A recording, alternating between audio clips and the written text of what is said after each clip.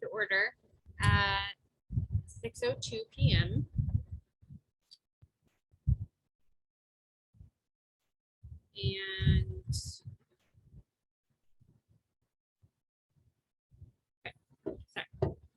And first up, we want to talk about some district, our work session this evening is talk about district goals and then set our board retreat date. So I know we're waiting for Deb still, but in your board books, there is a district goals samples. It's a PDF file. And that one is what what Mr. Gallagher has helped put together as identified not just the district goal statement, but also the measurables in there. We can go through. So mine's taking a sweet second to load. Yeah, so is mine. Yeah, mine too. Nathan. Need a new Wi-Fi. There it is. It is. And then the Word document is just the one I took notes on last time, just so everybody had it handy. It's not anything spectacular. So our first, So did you get a chance to talk to Deb about our three of what we? I sent them to everybody, but I don't know that she, I mean, we talked about it the other evening on what they are, Okay. but she knows that we're going to go through the outline of it this evening. So I don't think it's going to take us a full hour to go through that, but we can always come back to it when she gets here, I think. But then we can talk through any modifications that we feel like are necessary. So so for our first district goal, we talked about student achievement. So the Alsea School District would like to see 100% of all graduating seniors for the 2022-2023 school year have an active and meaningful graduation and career plan as a working document for the graduate to take with them by the time they graduate.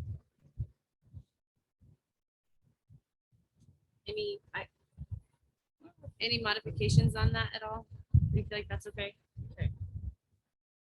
So for the operational, objectives set for this are that all of our seniors are to create a graduation and career plan during advisory by the end of October 2022. The 2022-23 senior grad plans are to be updated twice before graduation. So Took out of that. by updated, we can pause for a second. I was trying to That. Oh, it's fine. had to wait for Lucas to get, you got out of practice late. Go into the, yeah. there we go. Oh, there it is. Okay. We're just going through district goals right now. Oh, wait, is that Yep. right? That one. Well, I didn't do Yep, my that's homework, it. so you can send me And home then if you go want. over, scroll No, down, we need you because we were waiting for you on and these ones then anyways. Go to right there. This one? Yep. Should be. Hi, Nicole. Sorry to see you here again. Just kidding. She secretly loves it. She knows. Next word. Practice. I don't know. So I guess I have a clarifying question while Deb gets logged in really quick. We're talking about student achievement goals for part of our district goals. Okay, The second bullet point states the 2022-23 senior grad plans are to be updated twice before graduation. Do we want them updated or reviewed and approved? Like that the graduate is reviewing them with their, Well, their working document, you Yeah. can certainly say reviewed. I'm not sure who you'd want to. I was gonna say, is that through review like them. the guidance That'd be counselor? through guidance counselor.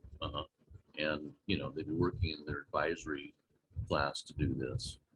It's just that, senior year is quite the transitional time period. Mhm. And so it's just good to revise and update these grad plans a couple of times. That way when they graduate, they have something that is meaningful and Yeah. accurate. But yeah, we could add reviewed and updated. That'd be easy to do. yeah, I like Yeah, the it idea is. We're of reviewing and updating because if they're reviewing it and they're like, I am still on on par with this, and this is where I'm going with my day after graduation. I think that that is keeping it at the forefront of their mind, not just changing it. So we're on board goals. District goals, yep. It's the sample. The sample, the PDF one, So you want reviewed and updated, right? yeah, if that's okay with the board.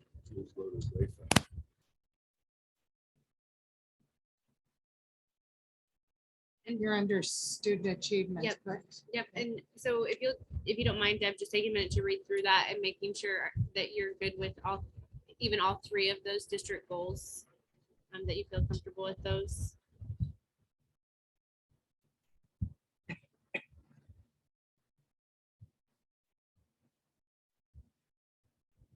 So where did we get the grade level food?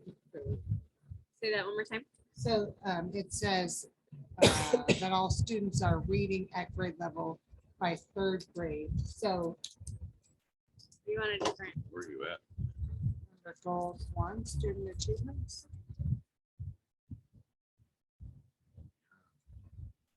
Different document. District, example, district goals. You're on the 7 o'clock meeting. Oh, yeah. there was,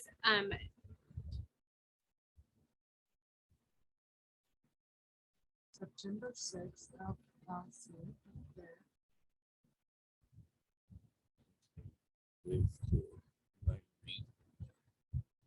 There you go. Yes. Oh, I don't have that one. I went to the one. Okay, total different page, sorry. I'm reading, it, I'm like, We're actually in the other document. the PDF one. Yeah. So are we going through all of these or are we going through each bullet point first? I just want to make sure she was good with each kind of heading. Yeah, no, I'm in our discussion. Are we gonna go through all the bullets? I think we should go through all of them, but what do you feel like? No, that's fine. Yeah, because I have some on the other ones. Yeah, mine is not loading. it takes a little It bit of takes a time. bit. Don't rush it. Oh, It's sensitive today. It's I'm thinking sensitive today. too. And don't get out of your Oh. screen. And I'm clicking. Okay, so.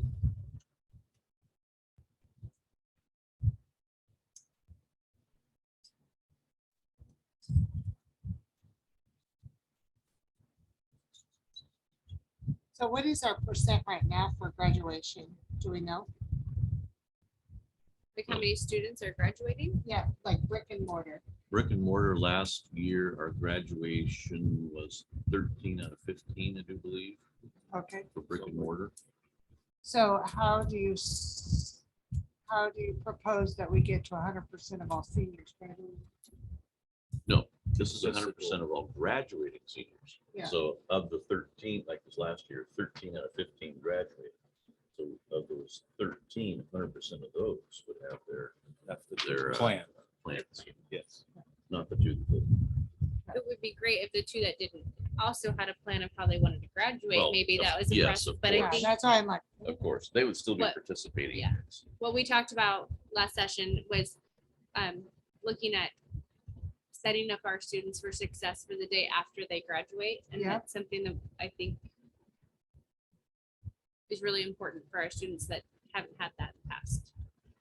so are we That's not doing the projects, the senior projects anymore? Have it for, I don't know how. long. At least since COVID. Okay, Because I think that was really good for our kids to do, and I think it gave them kind of a direction in maybe the career path. Is that something that? No, we did touch base on that a little bit. touch base on that. And so, so what we talked about last meeting, was we went through these and we kind of under the heading. So we did student achievement, a communications plan, and budget. So those were like the three district goals that we wanted to focus on. Yeah. And then we wrote out a generalized goal, and Sean and the admin team worked a little bit on making it prettier and that into that SMART goal. Okay. So it's like the specific and measurable. So they helped us operationally mold our district goals so that So what everything we did- aligns. so we didn't set a goal that was like pie in the sky. Yeah. And then unachievable type of a Yeah, process. I agree with that. So we did talk about senior projects. We talked about also attending career fairs. Yep. Because those also went away, and we talked about maybe that's a build up plan, like we build build to bring that back type of a process. But if that's something that you feel like, I think These that's are- something really important, both of them. Because just speaking for myself and my family, it helped Noah with his plan to graduate and what he was gonna do next. And so part of it was career day at OSU. And that was really good for him, and he really enjoyed that. Yeah, we have that Yeah. bullet point there. Career fair. do you feel like that's something that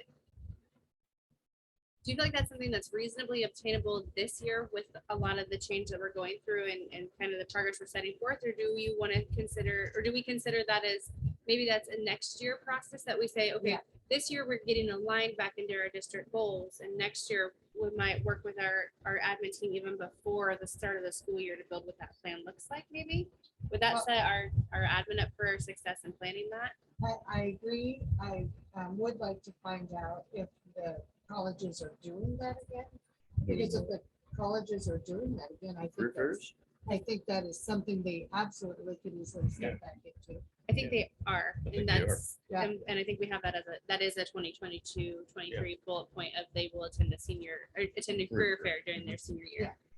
Absolutely. Perfect. But were you talking about the senior project sort of thing? I was referencing the senior project of making that like a 2023-24 maybe consideration to work with the admin team, like a work session with the admin team, maybe to talk about I would agree, because that's a heavy lift. what that lift would look like. Yeah, for it's them. starting a year already. It's, I Yeah. mean, it kind of starts at the beginning, so It does we could get it rolling. and for then- next year. Yes. What if we Okay. had the bullet point says that during the 22-23 school year, the district will start to design The program. the senior project program to be implemented in the 23-24 school year? Yes. I like that. I like like that. that too, yeah. Because I just think that's something, I mean, it keeps the seniors focusing on what they're gonna do next. And it makes them really think about it. Not just skip through senior year and be done and off, you know? Mhm. And so I just think it's super important.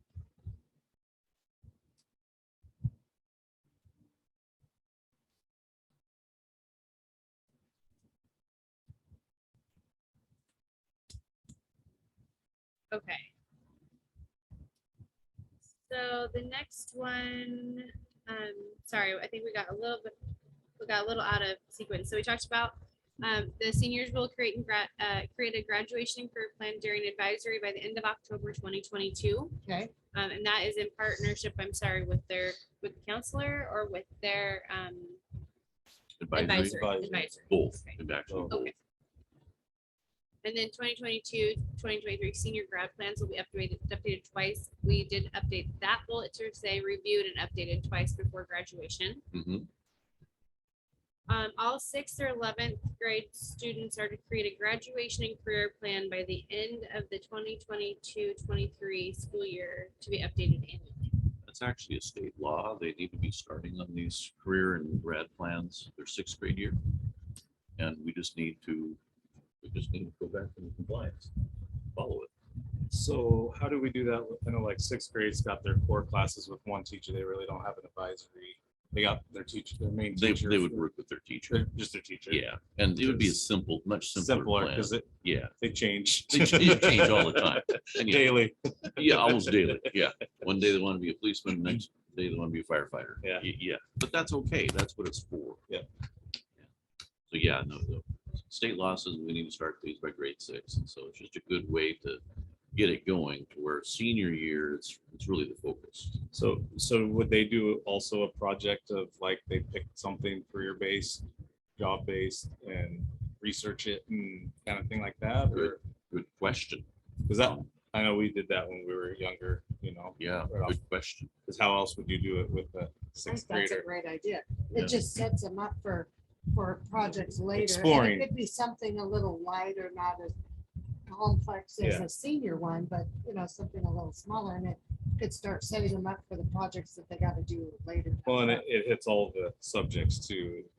Yeah. For years and years and years and years in the sixth grade, the teacher that was there had them do a book project.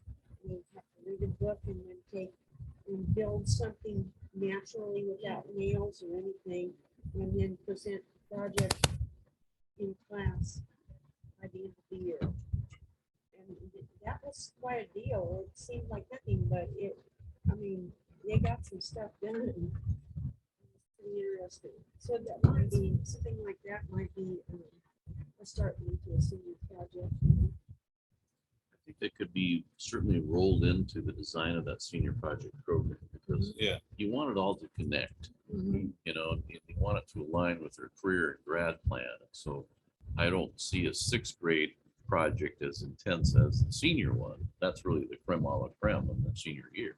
But it certainly could be leading up to that. I totally Yeah. agree with that. And it could be just a part of how we design this program.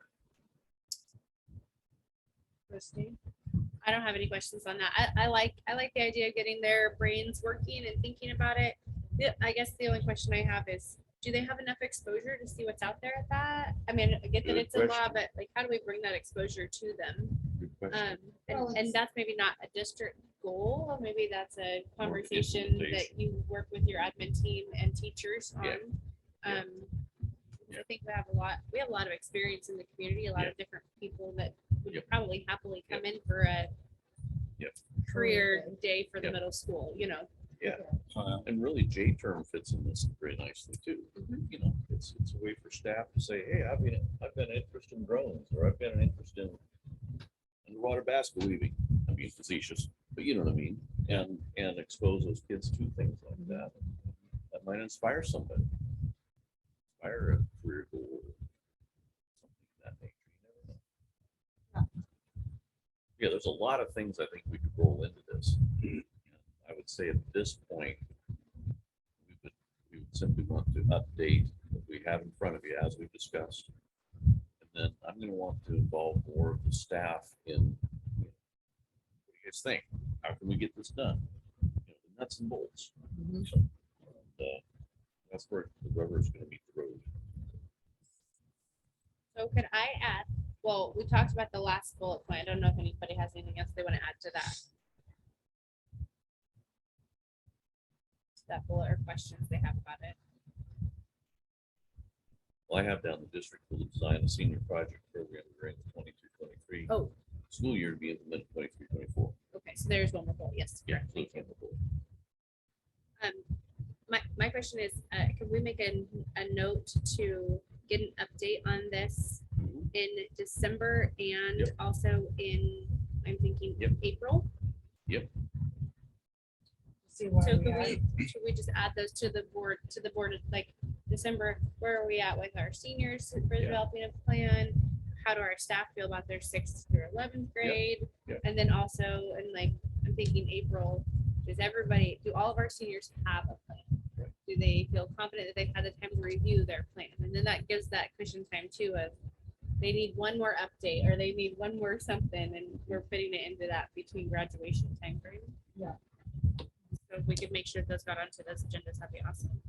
So you just said December and April. December, April, yeah. Unless anybody feels a different timeline is a better one.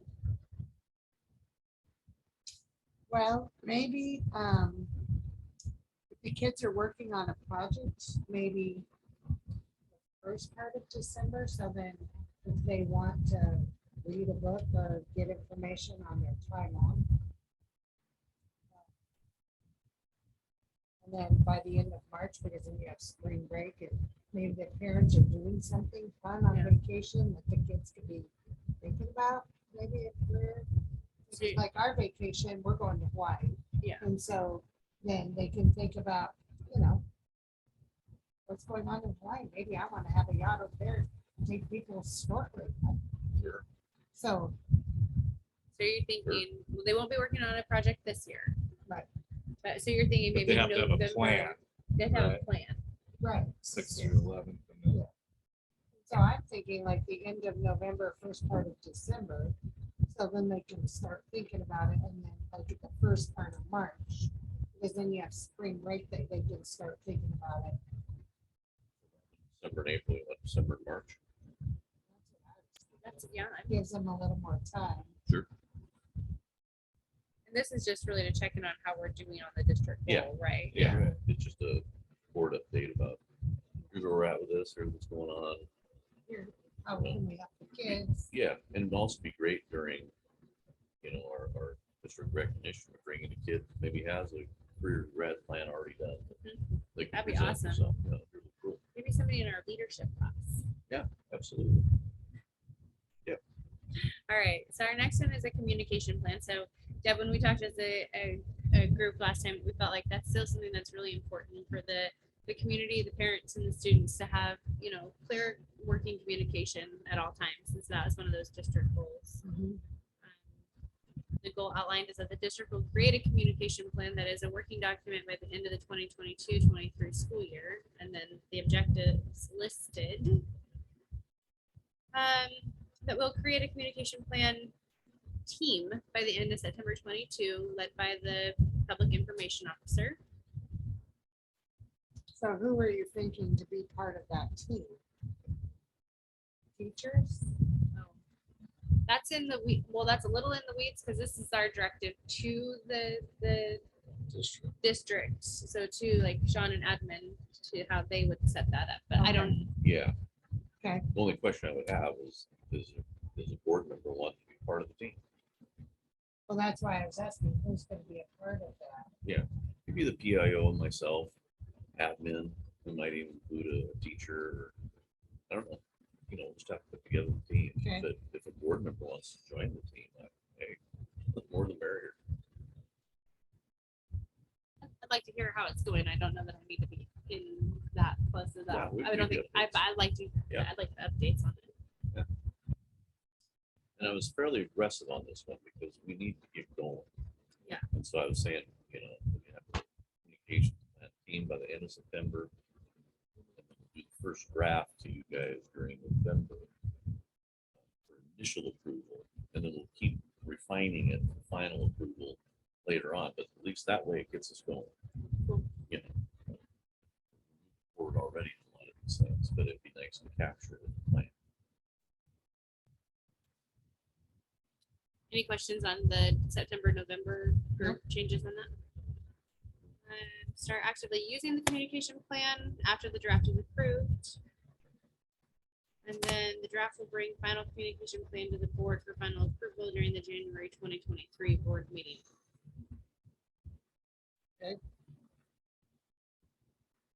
It's also working documents, something that, you know, you probably want to update on an annual basis. Mhm. Things change. Now, this last one, we didn't have anything under, to be totally fair, we we just kind of lopped it in there and said, we want something about budget development in our district goals. So thank you probably to you and Lorraine for Yes. helping that. Yep. Yes. Yep. So we'll demonstrate a budget accountability to the staff, students, and community by completing the outlined objectives below by March of 2023. Complete the ODE and Secretary of State Financial Audit by spring 2023. Didn't that just get started? Yeah, I just sent you guys the notice. That's a records request. Sorry. Okay. It's gonna be lengthy though. So I'm being a little presumptuous on by spring of 2023. Because we don't control the speed of the Secretary of State, Right. you know, but we are gonna be actively participating, helping out, so.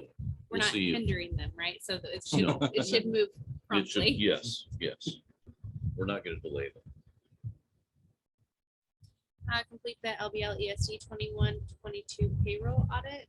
Do you want to expand Yeah. on that at all? We contracted with LBL for this year already to do a payroll audit because I'm seeing so many problems.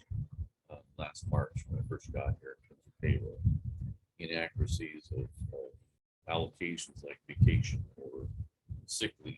I was seeing checks go out that weren't accurate, either under what they should be or even over what they should be.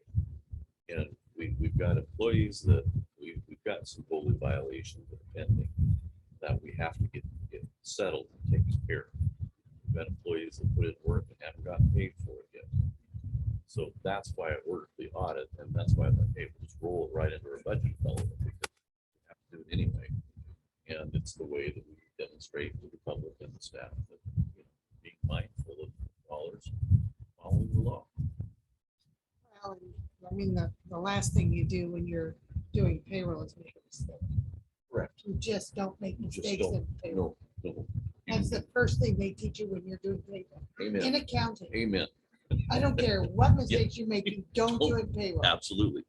Absolutely. I Yeah. can't remember my professor saying anything but that, Mhm. all the way through class. I don't care what you do, don't make mistakes. Not in payroll. Not in payroll. So any questions on either one of the audits? The state secretary of state one or payroll audit? No, I think those are really gonna be good. It looks like we need to, looks like there's an ask for creating and approving a 2022-23 supplemental budget that will more accurately reflect current expenditures by January 2023. I think that's something that has been asked for by the board because of that 5-year long range look, right? Is that what that is? Yeah, That what please. that addresses? Yeah, please a lot into that. So when we created this year's budget, we didn't have historical data to go off. We're just kind of making our best guess in terms of how much to put in certain areas to budget for. Now that things are rolling, we're starting to see, okay, we need this amount over here, that amount over there. So Lorraine and I have been talking about it. We said, let's put together a supplemental budget. It's kind of like a midstream budget. After we get rolling, we can see, oh, okay, we need this much over here, that much over there. So it's not adding to the overall budget. It's just reshifting things and making sure we have everything allocated. But that's why we have to do the supplemental budget because you can't just reallocate things without having that come to the board, correct? Well, Well, in certain areas you can, but in the major areas you can't. okay. And that's what has to go to the board for. So we're gonna see where we are, what our budget is now, what our documents say now, Yes. and then what we need. Yes, You're gonna have both, yes, so we can see where the changes are. yes, Okay. yes. So you will see. And again, that lends to transparency. You know, Yes, and also accountability. And also sets us up even more, what's the wrong way of saying it? It sets us up better to develop an even more accurate budget for the 23-24 school year. Once we do that supplemental budget, we'll have much more of the historical data type yes, premise that we can use to build the 23-24. So, you know, as I said, last year, our budget process was all over the place. This year, we're gonna be riding the waves, but hopefully by 23-24, it's just little bumps here and there. That's the goal.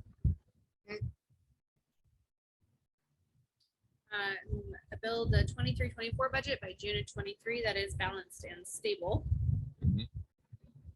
So we have a balanced budget this year, but the stability is not where it should be. We're still bleeding. I was just gonna Yeah. say, how much are we bleeding right now? Do you know? Don't know. The Rays starting to do this analysis right now. We don't know.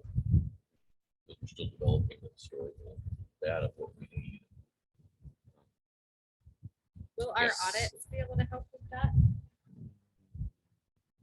I'm thinking No. more like the Secretary of State audit. Will that help find historically where things have gone out that maybe were inappropriate? Yeah, it'll help with that. They're mainly looking for malfeasance, you know, misappropriation of funds or misuse of funds. Or that's what they're looking for. And so, yeah, it might help clean things up. It might help give us more of a story. Oh, that's where that went. You know, and it also helps us in terms of moving forward of things not to do. You don't want to repeat it. Yeah. So it'll help in that regards. But in terms of stability, it's just a matter of us going through and doing all the work we're doing right now. You know, you saw Lorraine at the last board meeting present where we are with staffing and the cuts that we've made thus far. And then right now, we're going through the HR reset, and she still needs to crank the numbers on that, but that's gonna save us. Then she needs to do the analysis on where we're at with the budget, and that'll be part of of the supplemental budget process. So we really could answer that question, like you talked about, how much is our bleed? We Yeah. don't know exactly, we just know that we're bleeding still. And we need to address that. So what about, so I've, being new at this, going through the bills and what goes out to the bills and some of these companies that we don't have a clue what they are. Sure. And some of them are big bills. Yes, they are. So could we have some kind of work session to go through each of these companies that we pay monthly? I don't know the process, but we pay the bill every month, but do we know what the company is and what they Yep. do for us? And That is a great segue to Lorraine's presentation today during the board. Perfect. She'll be addressing that in contracts and how she scrutinizes those contracts. Yeah. And finds out what they are, what's going on with them. well, on top of, I know we got brick and mortar, there's certain people that Yes. come in for those certain, but then we pay online for that same Yes. Yes. products. Yes, And so we need both of them, or can we use one, for both? that's what Or we're looking at right now. Okay. Yes, in fact, today she and I were looking at a couple thinking, why do we need this?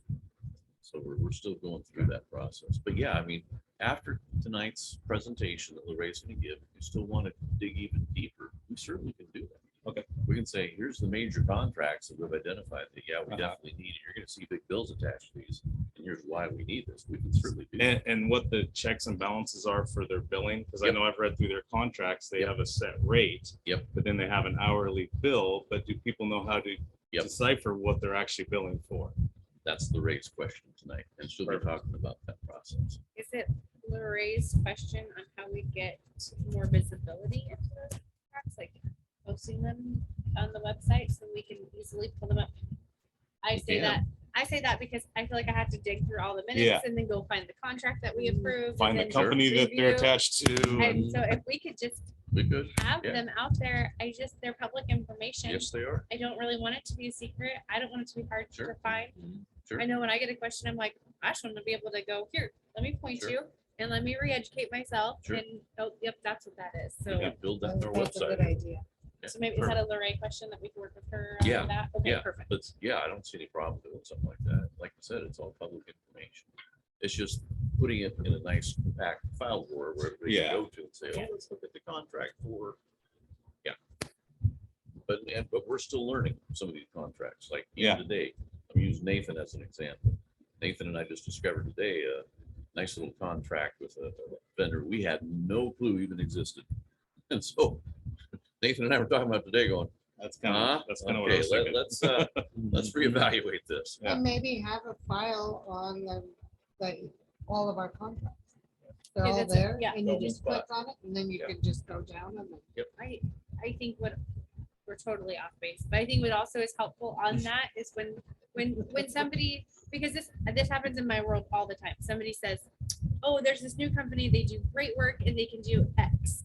Well, Uh-huh. if it's all there, it's like, well, that's great that that company does that.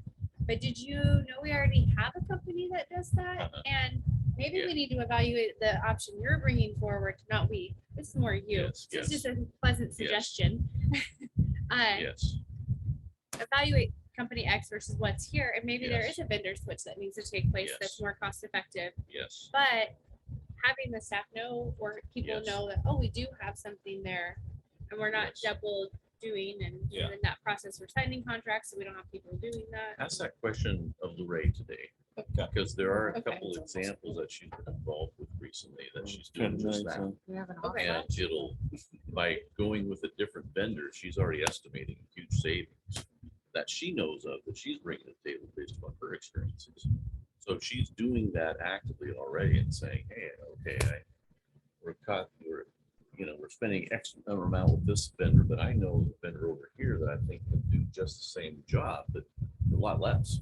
So Yeah. she's pursuing those things. So that'd be a really good question to ask. Putting a note in place. Yeah. Don't you think that with your organization and how people purchase things? Yep. That it will help stabilize some of this stuff because of the fact that you had maybe this person, and that person getting that and going to this Yep. vendor or that vendor to get that because they Yep. needed it. We were right in the middle of the process of retraining people, but culture, once it's established, is tough to change. Well, on top of some of these already exist, so they're And already some of them paying already these bills, so exist. nobody's Yes. redoing them. But they Yes. might have other vendors on top of that Yeah. that do So- the same thing. With the new process, they have to put in a requisition, and Nicole's been helping me enforce this. Put a requisition in, it goes to their direct supervisor first for approval. Then it goes to either the business manager and or me for approval. And there's times that I see stuff that comes through that's just, we've always paid, and I go, no, reject, I need more information before we pay this. And sometimes we'll catch it and say, oh yeah, we've always done that. I say, why have we always done that? Yeah. Why do we need to pay this bill? What is this for? So that's how the checks and balances is really starting to work. The changing culture, because the culture in the past, and Bryn knows I like to say this, the culture in the past was, want to spend something? Tell Bryn. And yeah, There was no Well, checks and and then- balances. and then the other thing that I kind of think that has been the culture prior to is her sister bought it for her because she needed it. And I just don't think her sister should buy it because she needs it. So if it's, your family, you can't go to that person and Right. turn in a requisition. No. I need another $10,000 computer, please, sister. Right, right. So I think that's another thing that we really need to watch for too, Yes, absolutely, is not having any of that. absolutely. That's not appropriate ethically No. and can violate laws quite quickly. Yes. Yes, completely agree. Okay. We have lots of great questions, it sounds like. Which is- Yes, She's I learning, think I it's think great. she's gonna learn to love us. She's not here to argue, but she's going to learn. Oh, So I think she loves us. she does. So the last one. So I wrote this goal, just so you know, since we're talking Yeah. about the Ray, I wrote this goal and I ran it past her and she goes, hey, this looks really good. So she was kind of excited about this. Can you talk through a little bit the last bullet point, though, the complete implementation of the requisition-based purchasing procedures through Infinite, so that's gonna be a vendor. Infinite Visions is our financial yep. software. So, and that includes checks, balances from the direct supervisors, and so that's kind of what we just talked That's about, and exactly maybe what we what talked about. Lori is gonna continue to expand on tonight during her. She'll have a section. chart. Speaking of which, She'll have a chart tonight that she's going to share with you on the process. Yeah. You got your ears burning. So. we already stated that you love us. We filled in the blanks for you. Don't worry. So I guess as a work session, we're not voting right now, but we'll want to add it as a vote if this is something that we feel like is an agreeable district goal that's large enough to make a difference, small enough not to have us multiple directions, but gives us some guidance. Well, gives the district some guidance on where we're going.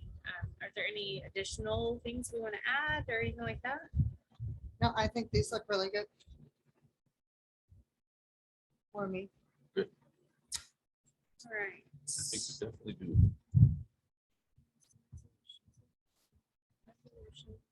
Okay, we'll want to add that to our Yes. action items. Yes, you want to have that.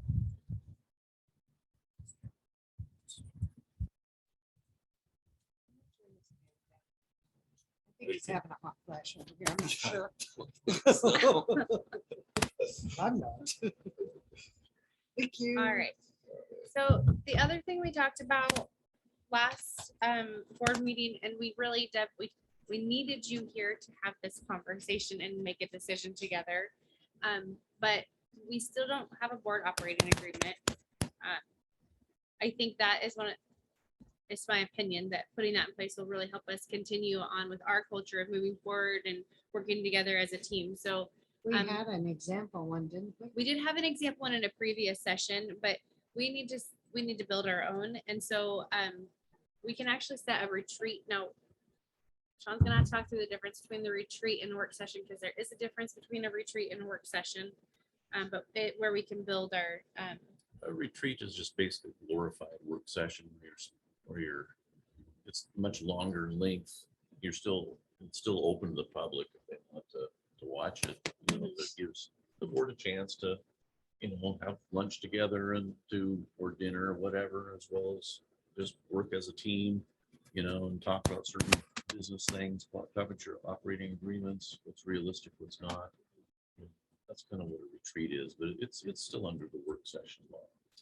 so we had talked about in the conversation, I'm gonna recap this the best I can. We had talked about, well, maybe we'll do it on a day in October or November, but we all know what happens around this time of year in October or November. But then also we didn't want to wait too long to get that into the books because it really helps us guide who we are as a group, as a board, and how we operate together. So was hoping we could pull up our calendars maybe a little bit and look through where we can really set, I would say, at least 4 hours together as a board, knowing that we have samples, knowing that we all have opinions, knowing that we kind of all know which way we want to go. So are we trying to get this done in one shot? I vote for yes, because it's a working agreement, so we can continue to revisit it, or it's a working document. You can always tweak. Are you talking like on a Saturday? I have no opinion there. I can make those types of things work. Even if it is I can always get a babysitter or things like that. I always bring Marcus's entertainment for the group. It's open to the public. I'd rather, I don't know what everybody's work schedule is during the week. I feel like a Saturday is easy. I feel like a day that we're not working is easier to really set that time to do that. And not make it so late. Yeah. Because if we're gonna do this in one go around, I know Robert gets up early, so, Wait, so why? yeah, I know. Okay, Don't fine. even go there. Fine. Actually, I bought a boat take, so I'm fine with November. Pick a day. I would say the sooner the better, honestly. I'm fine with any time between, I just have to make sure I have somebody at home with dogs. And you're good with a Saturday? Yeah, and Well, yeah, like Oh, okay. 2 to 6. That would work. Anytime. Linda? Linda has for yeah. as, I would like it not to run 36. 2 to 5. What if we did like noon to 4? That would be better. What about September 24th?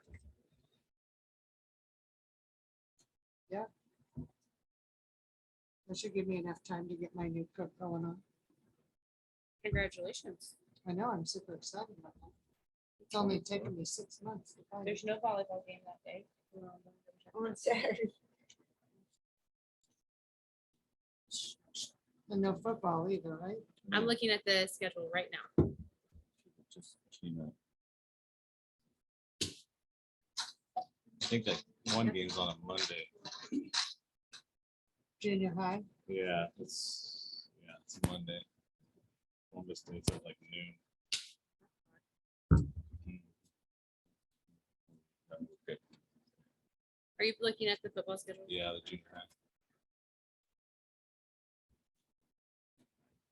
So, thanks.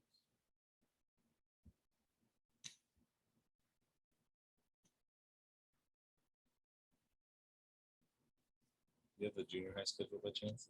Volleyball?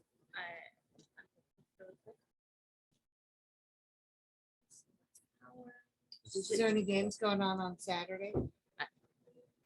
She said Oh, she has she's- it. Cole's Okay. got it all. I see nothing for high school football or high school volleyball for Saturday, the 24th.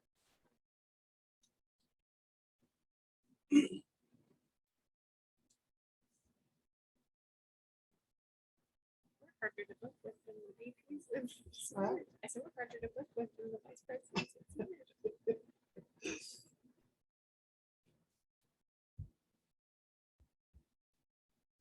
Just have to keep in mind that as the days get shorter, I'm gonna be more cranky about early morning and evening. Perfect. Yeah, As pretty soon it's gonna be rough by 4. Love those days. That's because you got some of the same things as I do. so, okay. Yeah. 12 to 4, September 24th. And Deb, can I work with you on a lunch? Building a lunch Absolutely. together? Yeah. Okay. All right. You want to hear in the library? I think that's the easiest place. Yeah. Here. Yeah, set up for it. And if anybody has anything that they would like to have for lunch, just shoot a text or an email, or would not like to have. Sounds good. One thing I might suggest is you reach out to Vincent Mm. for, I'm sure he has some sample retreat itineraries that we can look at, I will shoot him an email. you know, it's not reinvent the wheel. It's take borrow and steal. Unless anybody has anything additional they would like to discuss about board retreat or district goals, we can end with 13 minutes to stretch our legs before the Great Work- idea. I need some more works. water Okay. already. work session is adjourned at 18:48. Sounds good. Yeah, I'm gonna get some more water.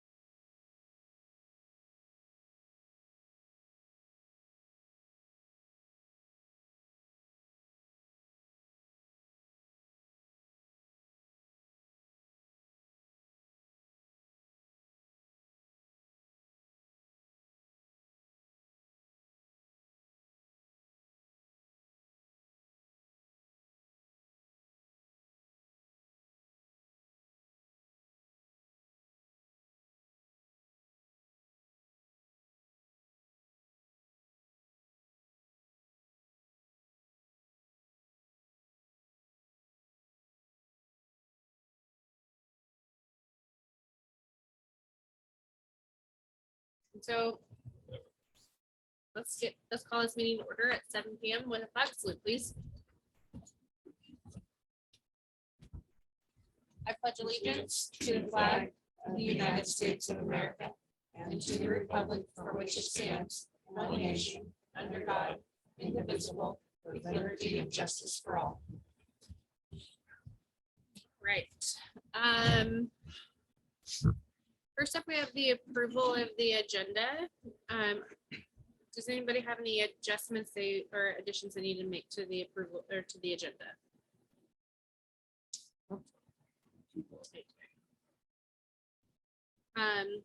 So, I'll make a motion. to oh wait, approve. I have one, sorry. Okay. Under our action items, if we could add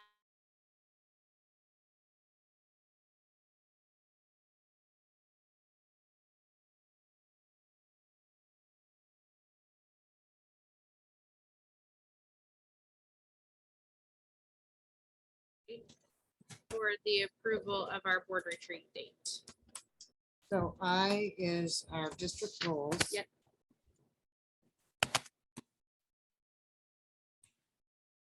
And J is retreat, Yes. September 24th, 12 to 4. Lunch.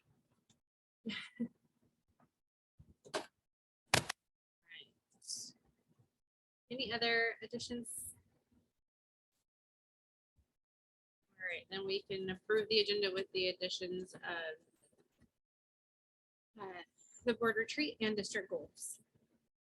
So next up, we have our superintendent report, Mr. Gallagher. Thank you, Madam Chair. Just to kind of bring you up to speed what's going on in the district.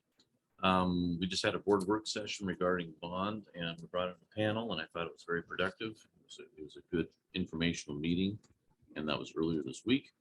Also, we did mention earlier that we built this board packet today kind of late. I think there's a number of factors that dealt with this. I was ill last week and so it put me behind, and then Shirley was ill this week. That put her behind.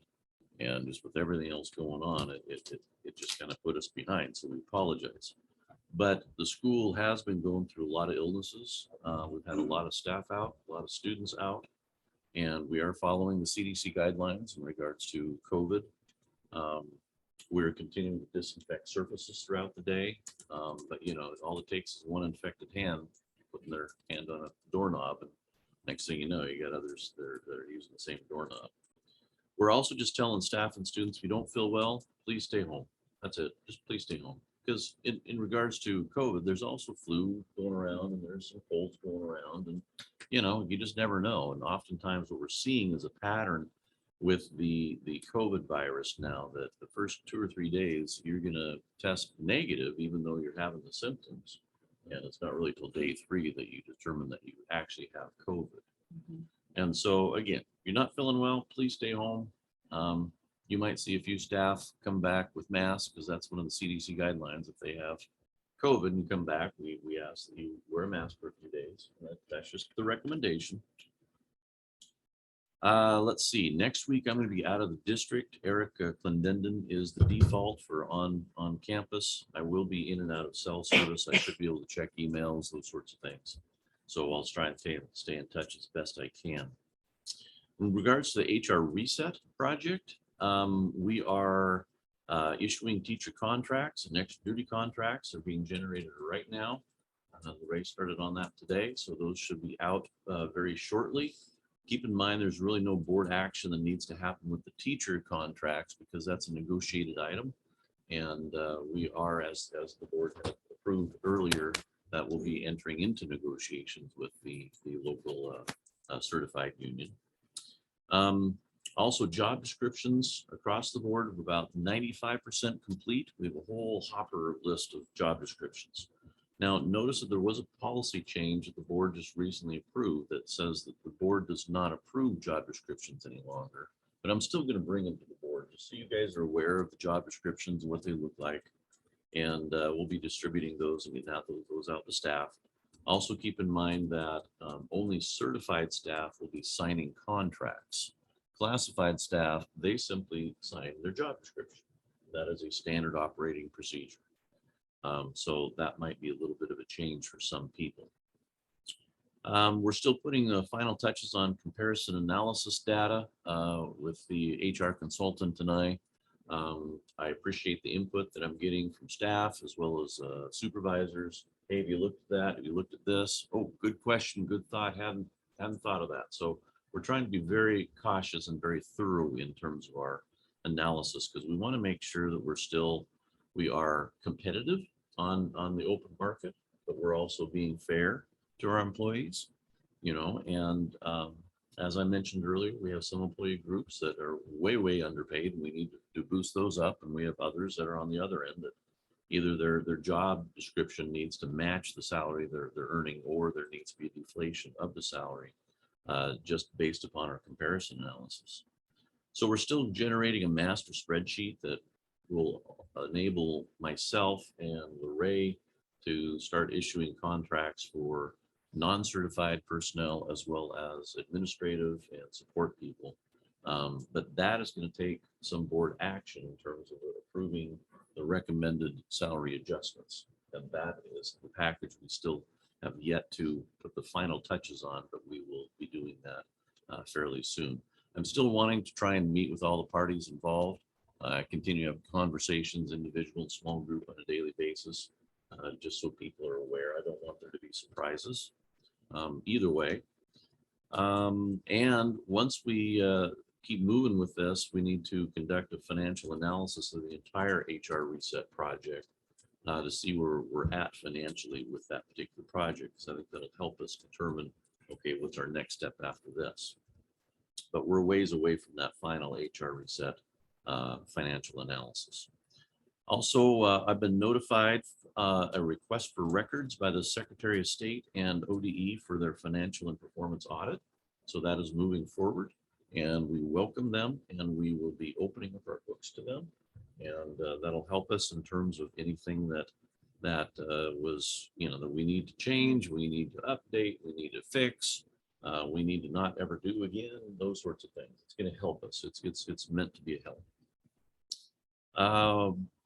There's been rumors of a forestry improvement plan. I just want to let people know that there is a plan being developed, but it's not ready for board review yet. It's still at the administrative level.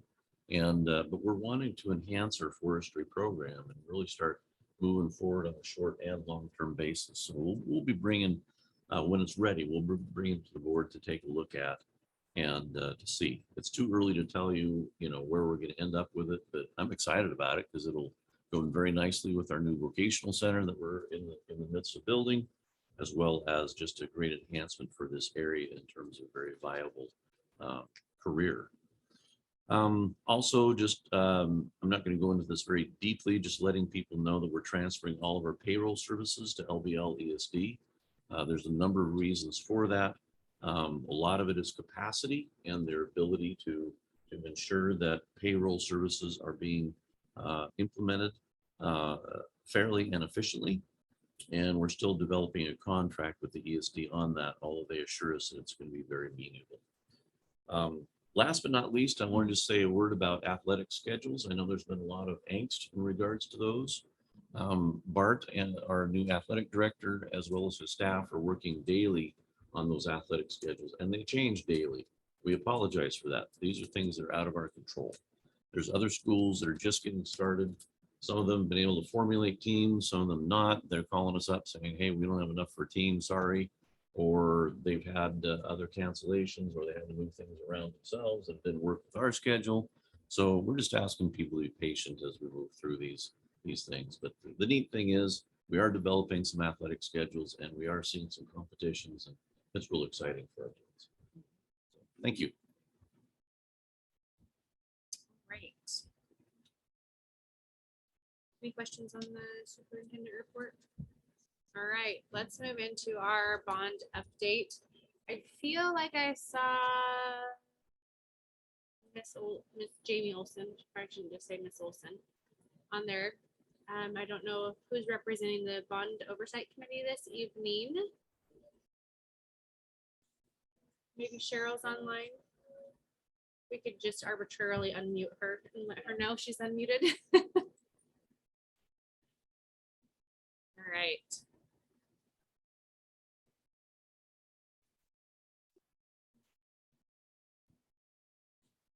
So you ready for the? Yes, go ahead. Sorry, I Okay. just want to make sure we had a bond member who Yep. was able to Yep. speak up and ask questions No if we problem. needed to.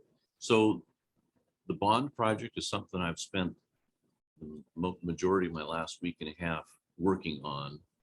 And we have some things to bring to the board tonight. I know that Scott Marshall is here. I'm not sure if Derek from CB or Andy from CB are there or not. Hopefully they are. Andy's here. And Scott has been working feverishly on this all day long, and I apologize for the late add to the agenda, but he wasn't able to complete a lot of the stuff until later on this evening. And so, Scott, I'm going to turn this over to you and let you kind of walk the board through this. There's lots of documents there that he's going to be referring to. And hopefully we have some decisions for the board to make tonight. So, Scott? Hi, guys. I'm gonna leave it on audio because I'm getting a message that says your bandwidth is low. And so if I turn off the video portion, I can hear you better. Sounds good. So as Sean just basically mentioned, we have been working diligently to try to redirect and get everybody on the same page and make everybody feel comfortable with, you know, the progress and how things are going with the bond project. So I'm going to go through this, and this is basically an approach to completion, and it addresses all of the issues and the concerns that I'm perceiving we're having. And at the very beginning of it, I want to go through some definitions and some reasoning behind where we're at and what the approach has been, in order to kind of facilitate an understanding of what the solution should be. So we have the coordinated approach to the completion of the bond projects. So let me just start out by saying that the construction process is extremely difficult to understand, and it's inherently complicated and has lots of moving parts. And that's true with basically any construction process. While there are consistencies to the ordering of construction, such as design, permit, bid, and build, the particulars of each project are dynamic and change due to specific project requirements.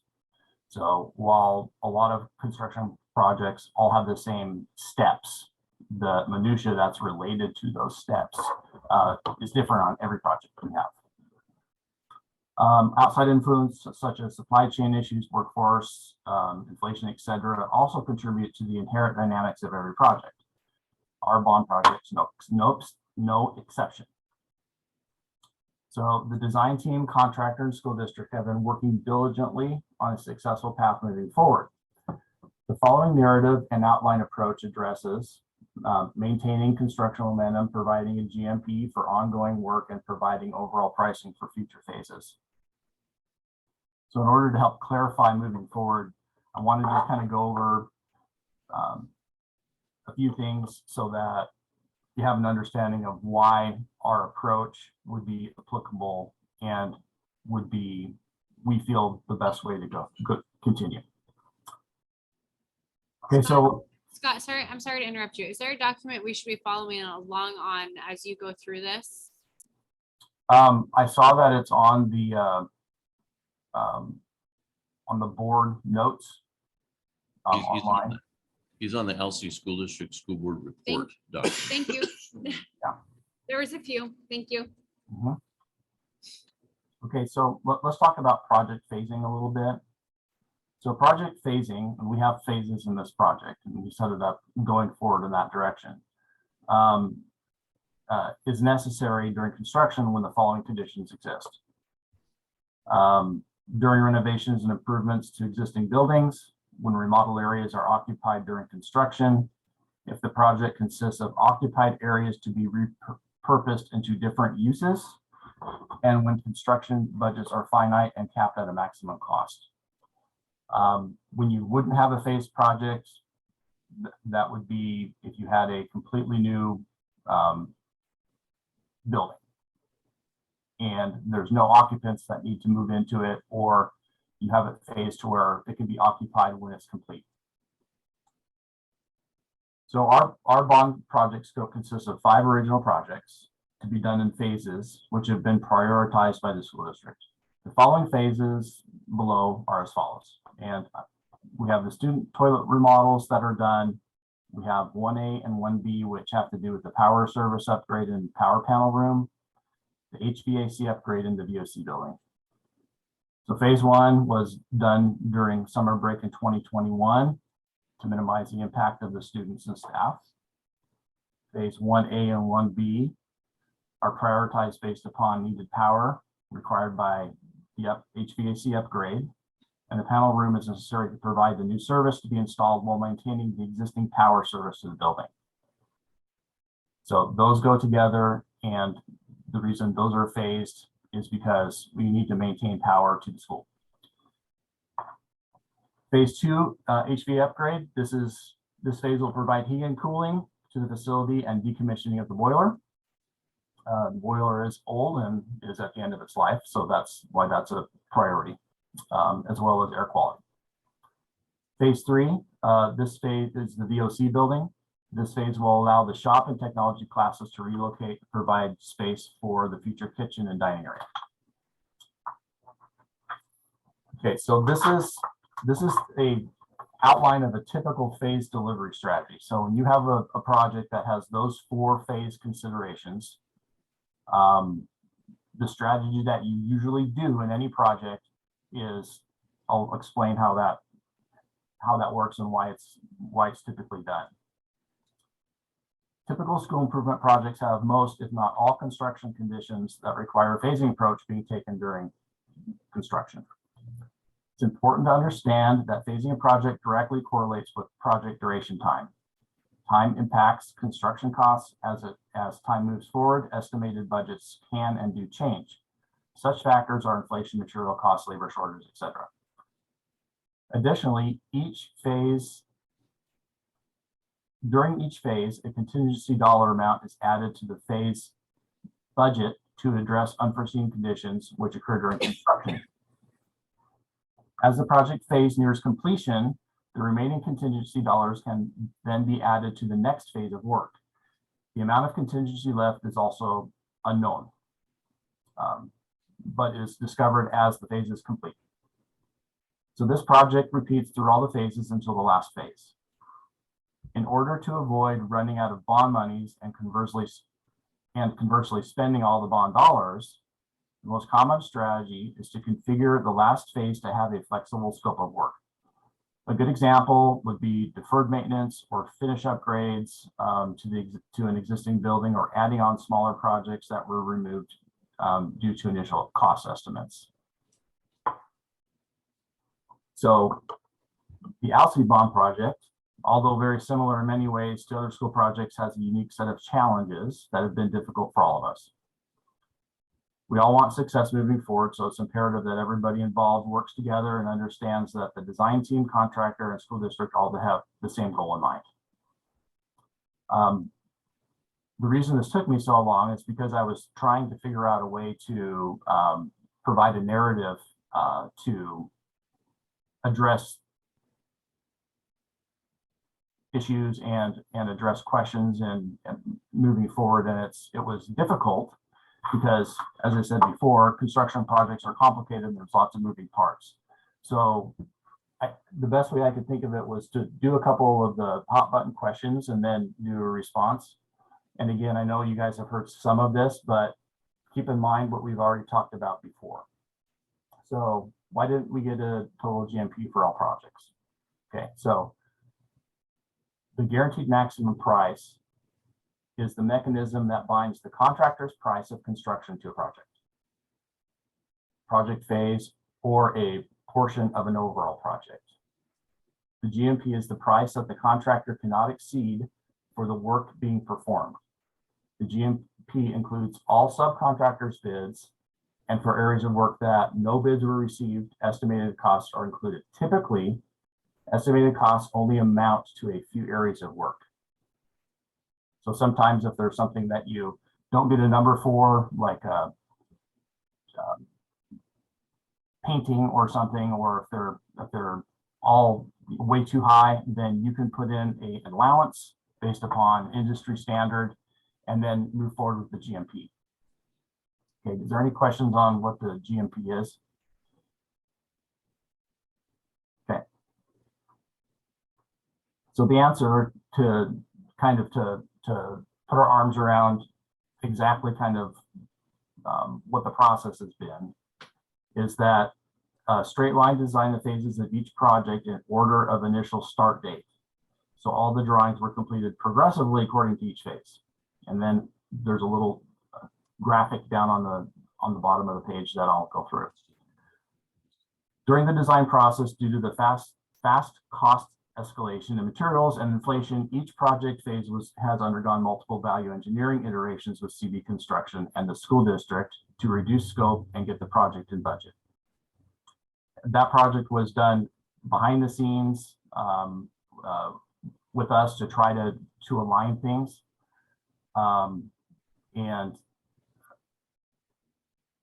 because if we're designing something, we can't come to the board and do a GMP that is way out of line as far as what the budget is.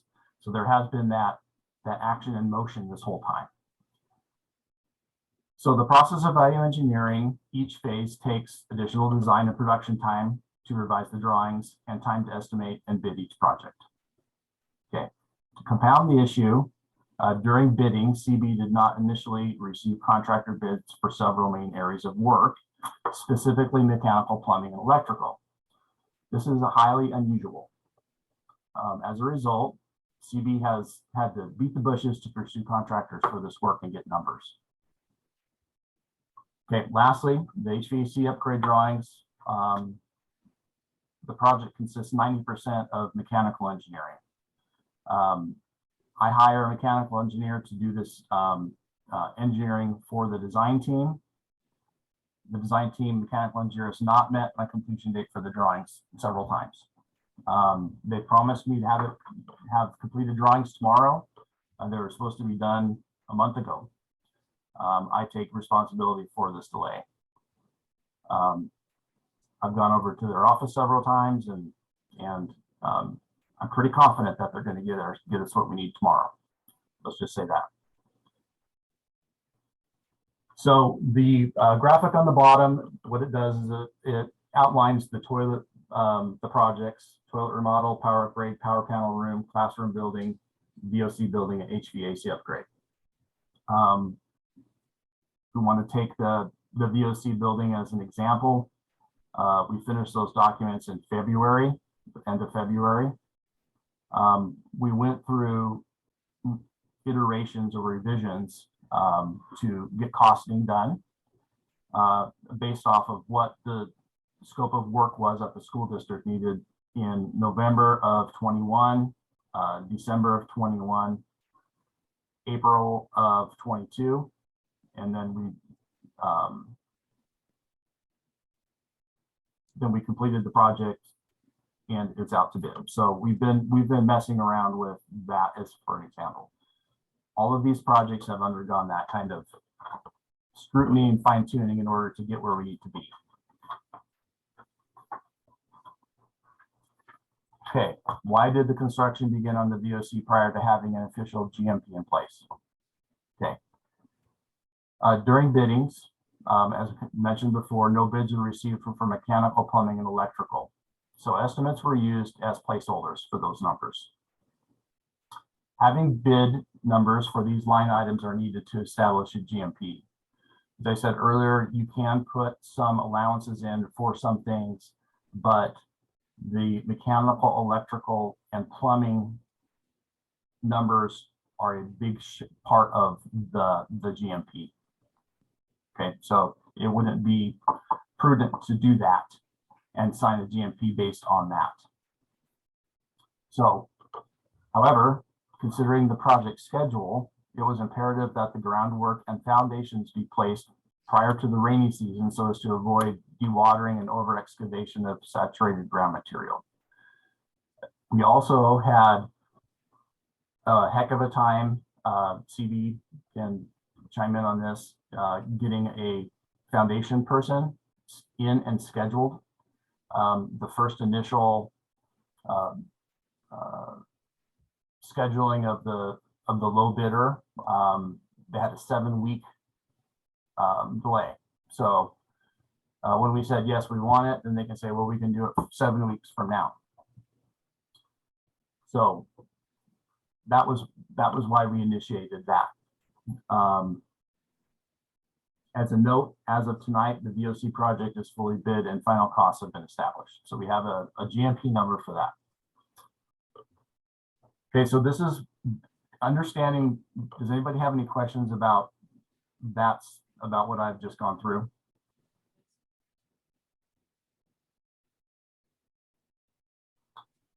Okay. So the proposed solution moving forward is this.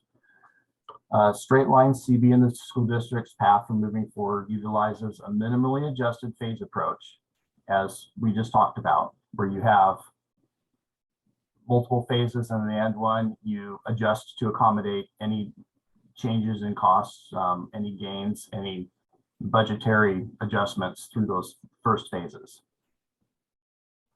So the first phase of the project, or the first GMP that we would want to sign would be the VOC building shell only.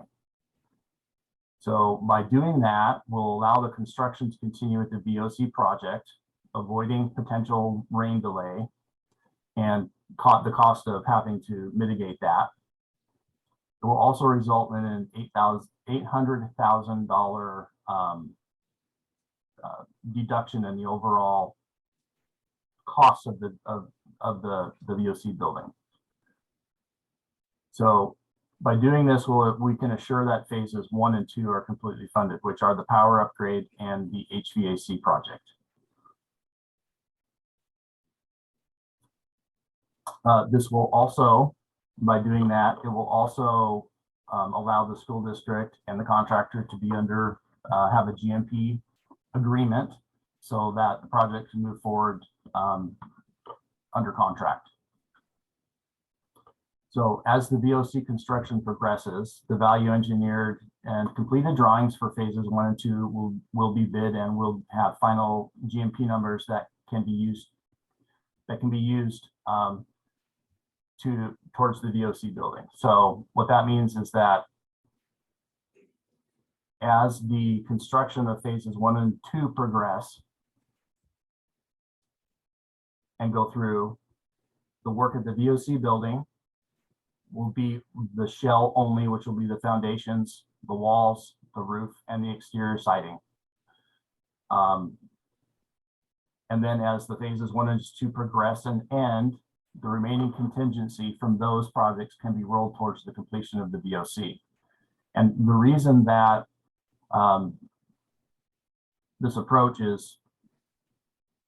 makes sense to everybody is because if you look at the estimated phase costs, we've gone through and value engineered the numbers. The electrical upgrade and the panel room, the estimate is 1.1 million. Before it was 1.9 million, roughly. The HVAC upgrade estimate is 898,000. So the VOC building complete GMP number with all of the areas bought out or having bids for is 2.44 million. The shell only GMP is 1.5. So the overall budget as of right now, all budgets fully completed, is $4.5 million. That $4.5 million includes about $250,000 of contingency. If you subtract that out, that puts us what our bond amount is. So all projects with a VOC shell only is 3.6. Okay, so to kind of get down into the details a little bit more, phase 1A, CB will self-perform the electrical service upgrade project. One of the things we have had a lot of difficulty with is getting an electrical contractor on these projects. The project was bid prior to having the generator removed from the project. The previous subcontractors that bid on it and gave us an amount, which is what that what the original number was based off of. It did include a breakdown of the generator and associated costs. So CB is in the process of finalizing the equipment costs from the suppliers in order to complete the GMP. So the estimated date for the GMP is 2 weeks. The power panel room has undergone a large value engineering effort. We had to change the documents about 95% and redesign the whole thing, position it in a different location, figure out how all the utilities work, figure out how to provide the future sewer for the kitchen. So that will be in place when that happens. They're regoing through, CB's regoing through the numbers, and they'll have a estimated date of GMP in 2 weeks. Okay, so the HVAC upgrade, as I said before, the design will be completed tomorrow. CB is going to utilize the project tradesmen that we have already on other projects to fast track the costs. And so we feel that we can get a GMP on that in 2 weeks as well. The other reason that can also go through quickly is because there's only a couple trades that are impacted. So the bidding for that would be electrical, mechanical, and then a little bit of roof patch, and that's it. When you have a full building, there's 30 subcontractors. So the amount of combining for that number is quite a bit lower. There's a lot less work involved in getting that number put together. Okay, so the VOC building,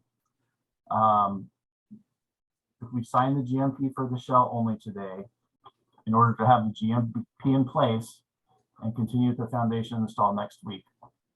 Foundation is, like I said, it was scheduled almost 2 months ago, a month and a half ago, and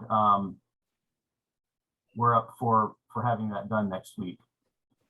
The contractors subs next opening is in 4 to 6 weeks. So if we pump the brakes now, that will put us when the rain's starting, and we might have some cost implications because of the rain. And to kind of elaborate on that, if the soils underneath the footings right now, there's been structural fill imported that it's been compacted to 95% compaction. It's dry, and there's really not any possibility of settlement occurring. If it rains and those ditches fill up with water, the water will become super saturate the soil, and we'll lose our compaction. And you can either wait till the rain stops and let it dry out naturally. You can try to dewater it, but the typical solution is to go out and pull out all of the structural fill and then dry it out, or get new structural fill that's dry, and then go in and compact it back down and get our compaction. So it's an expensive and kind of painful endeavor, especially since it's installed. And then as we move down the line,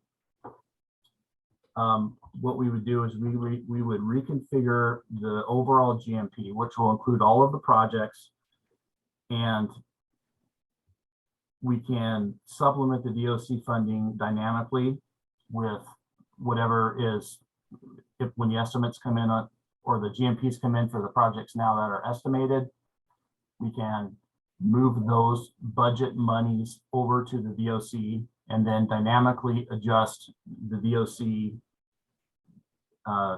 guaranteed maximum price with contingency monies remaining. And so that by doing this will protect the district. The contractor will have a contract in place. We will get both the HVAC upgrade and electrical panel rooms completely done. We will have the building shell up and complete. And then the remaining monies we can, if we have enough, we can, which if everything goes perfectly, we will. If we're a little short, we can basically go in and do construction up to a point so we can have occupancy, but it may not have all the bells and whistles in it. You guys have any questions?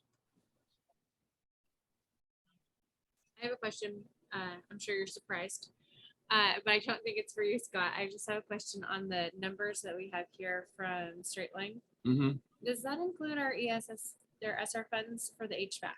Is that calculated in? These are the costs. So what we're looking at here is on the last page of this report, page 3, Right. and it says current GMP and estimated phase costs. Mhm. So that is the cost of the projects. That's not the source funding.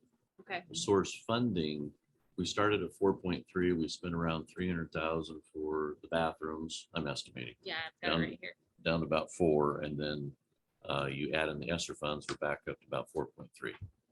But what I'm seeing here is so I'm sorry, Scott, to divert from the conversation, but I'm not seeing in our total tabulations any of our SR funds. And so the way I calculate it, if I'm right, and I could be very, very wrong, that leaves us about 650. Yeah, I'm At the not end. seeing in the total tabulations either the 300,000 in ESSER funds, Okay. right? So So there's more to put towards the HVAC system and the cost. yes, because we can use those ESSER funds directly for air quality, and air quality would be our HVAC system. Right. Yes, and we've already reserved those funds. Right. In it. What's that? Yeah, I don't remember the Yeah. exact number either. It's just under 300,000, somewhere in there. So I guess I don't see the cafeteria on this, and I'm assuming we don't see the cafeteria on this because it can't be done in the budget cost. Is that what I'm understanding? That's correct. That is, okay.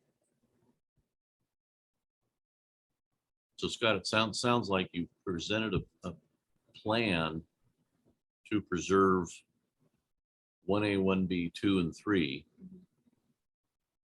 But it's pushing aside the kitchen cafeteria upgrade. Is that what we're gathering here, Scott? That's correct. It does provide the infrastructure for future connection to the kitchen and cafeteria, both electrical, plumbing, and sewer.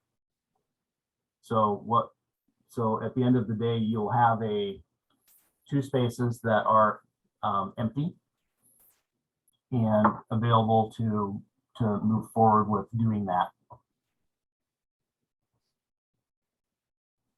You made one statement, Scott, about occupancy. So if the board decides to move forward with the shell, is that mean that we can't occupy it with students for lunches and things like that?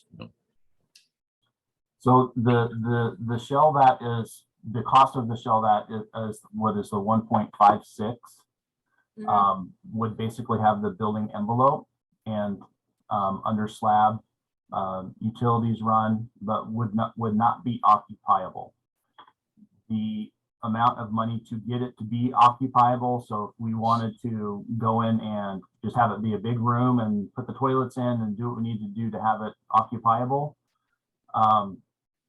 that would be a little bit more. If the numbers come in,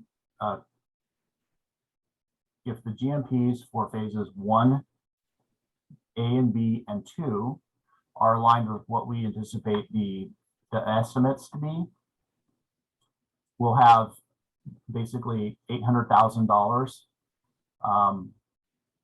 that can go towards the shell. If we go through and we don't use our, if we use a little bit of our contingency, and we have some left, that will go towards completion of the VOC building.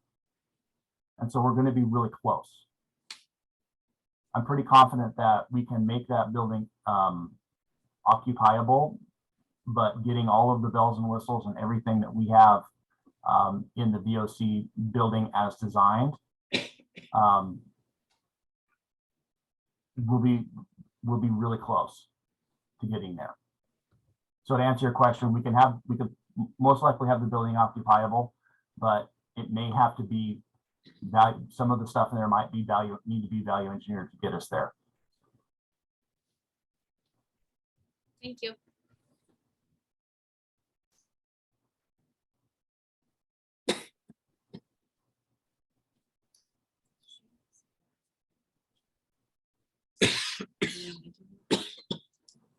Excuse me. So the other documents that I have that are on there are the GMP budget for the VOC building shell, and then also for the complete VOC with all of the numbers and all the costs for all the trades. And then there's also a master budget that shows all of the projects and totaled in that way. There is a, in order to keep the process going, CB has put together a guaranteed maximum price contract that will basically unlock the shell only portion that can be signed and approved if the board so wishes to do that. And then there's a memo in there that basically from myself that says that I feel that this is the best direction for the school district to move forward.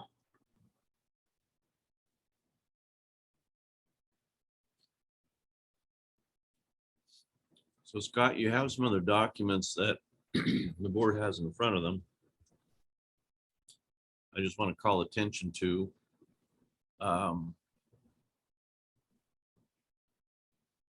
we just went through your school board report. Then you have a spreadsheet on combined estimates. Excuse me. That's correct. Then there's an A133 exhibit. That's the GMP.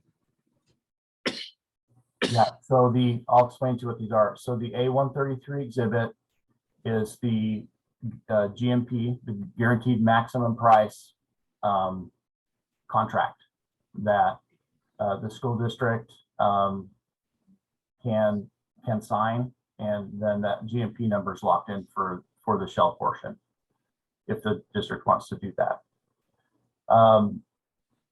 There is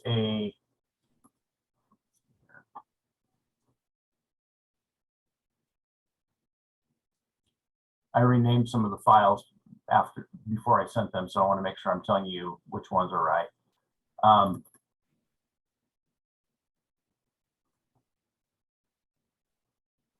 There's a memo in there that says memo ALSI VOC shell GMP. That's a memo from basically the design team and myself that's saying that we feel that this is the best course of action. This is the best thing that we could come up with, and we feel that it's a good solution.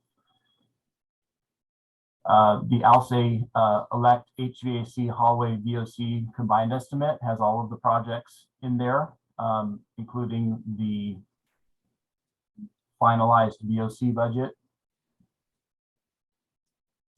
And the ALSI VOC shell only budget is the budget showing what we are doing in order to get the overall GMP of the VOC building down to the shell only amount. So moving from 2.44 to 1.56.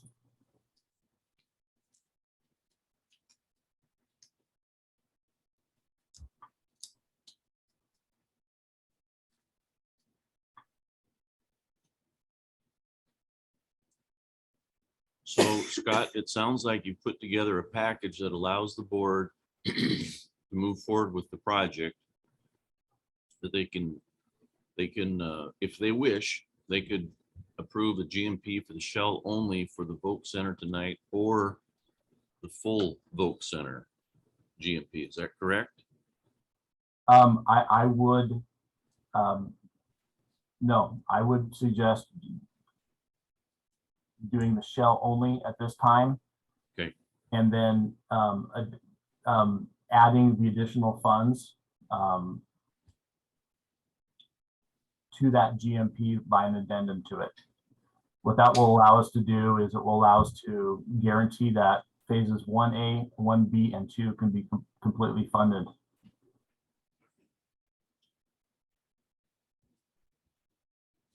Just thinking of options here. If the board chose not to approve the GMP for the shell only tonight and decided to wait for 2 weeks for the other GMPs so they could see what those came in at more accurately, what would that do to the project? So the main tipping point is with the getting the concrete guy to come back out in 2 weeks to do it. He doesn't have any openings. His next opening is 4 to 6 weeks out, and that puts us when the rain starts.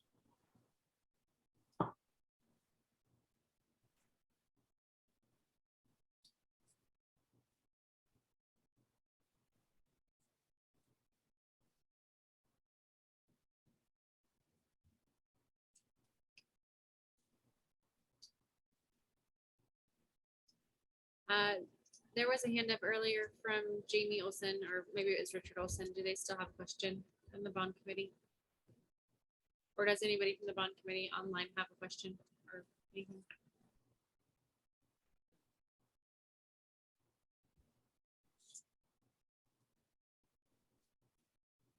This is Jamie and Richard. We're both here. Our biggest question is, why are we considering anything that we can't occupy? It seems like we wouldn't be making a wise decision unless there's some sort of plan happening in the background that would allow students to finish it to occupancy. We're not understanding. I thought we had talked about making sure that the VOC was to occupancy so it was usable. So the VOC shell only number, the 1.56, would enclose the construction and protect it from weather. And then as the once we can lock down what the GMP is, we can move the money. If those bids are come in at lower than the estimate, which we anticipate they will, because you always estimate a little high. So we can move that money towards that project. And then as the electrical upgrades in the panel room goes forward and the HVAC upgrade goes forward, there's a contingency dollar that's put in there for unforeseen circumstances, for if the district wants to add something or says, oh, you know, we need to do this. And at the end of those phases, if that contingency is not used, that contingency money rolls into the VOC budget. So what I'm pretty confident of is when we do have the leftover money and we have combined with that $800,000 that we're going to have, that it would apply to getting the VOC building occupiable, but it may differ from what the the VOC building is designed at right now. So we can go through and value engineer what the configuration of the VOC building is currently down to get some sort of occupancy.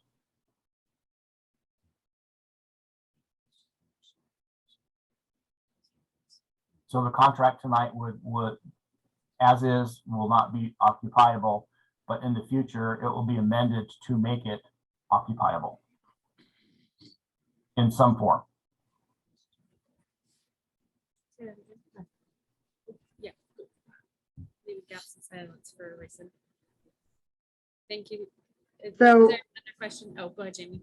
Well, with that, does that mean, in the world we're living in right now, where the costs seem to continually be rising, that we could end up with a $1.5 million storage shed?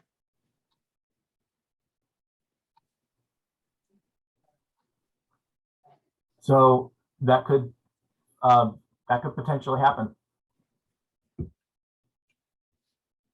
The trend that I'm seeing right now is because we're going into a recession of sorts. I saw this in 2008 when the same thing happened. Material costs have leveled out, and some of the rates will go down because of supply and demand.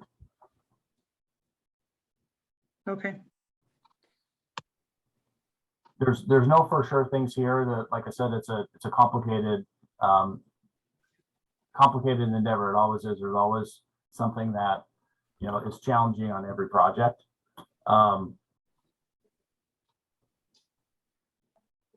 Another reason for focusing it in this direction is that once that's completed and occupiable, that frees up the other space in the building to become the kitchen and the cafeteria.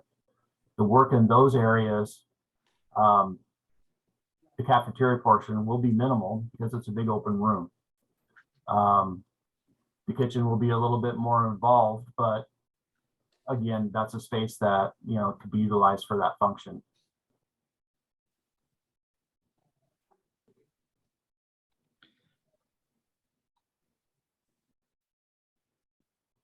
Thank you. So I have a couple of questions, Scott. Sure. On the electrical upgrade and the HVAC upgrade system, it says they're estimated. Do you have any bids on those at all? So the electrical upgrade portion, 1A, was bid, and there was an amount submitted. It came in high. We value engineered the generator out of it and all of the components that activate the generator, the transfer switch, all of that stuff. And so that is the number that we're using minus what we think the generator costs. The engineer's estimate, when we went through and tried to determine what size of generator we need, was about $168,000 or $268,000. So that's where that estimates come from. So Can I ask you if any of these estimates, have they come from any of our local contractors?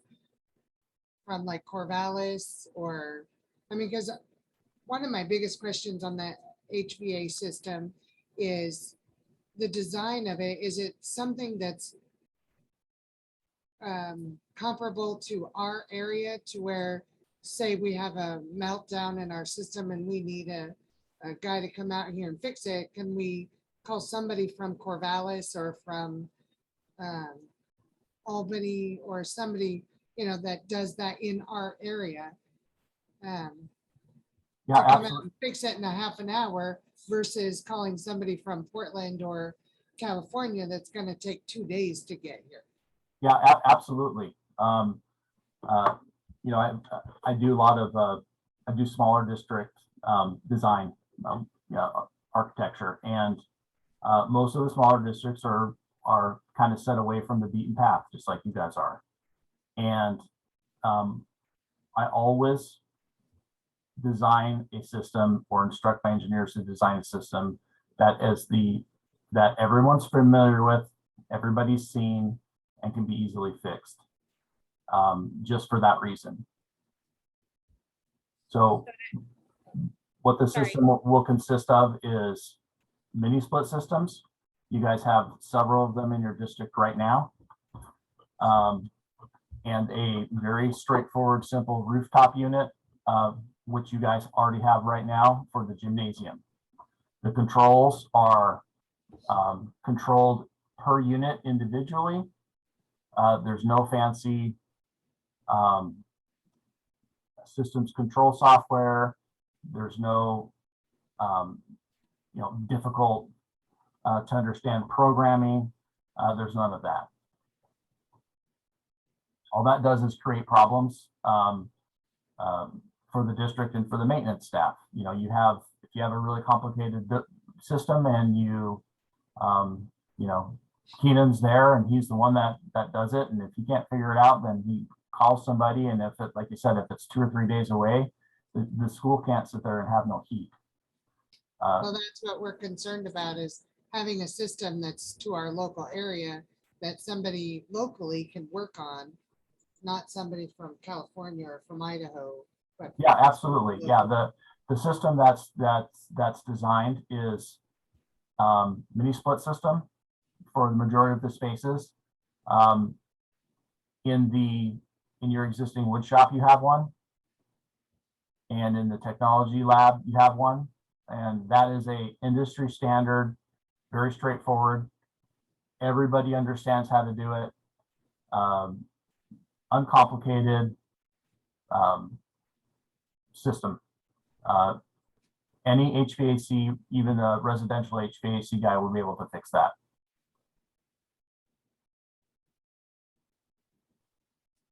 So do we have any local contractors for the HVAC system?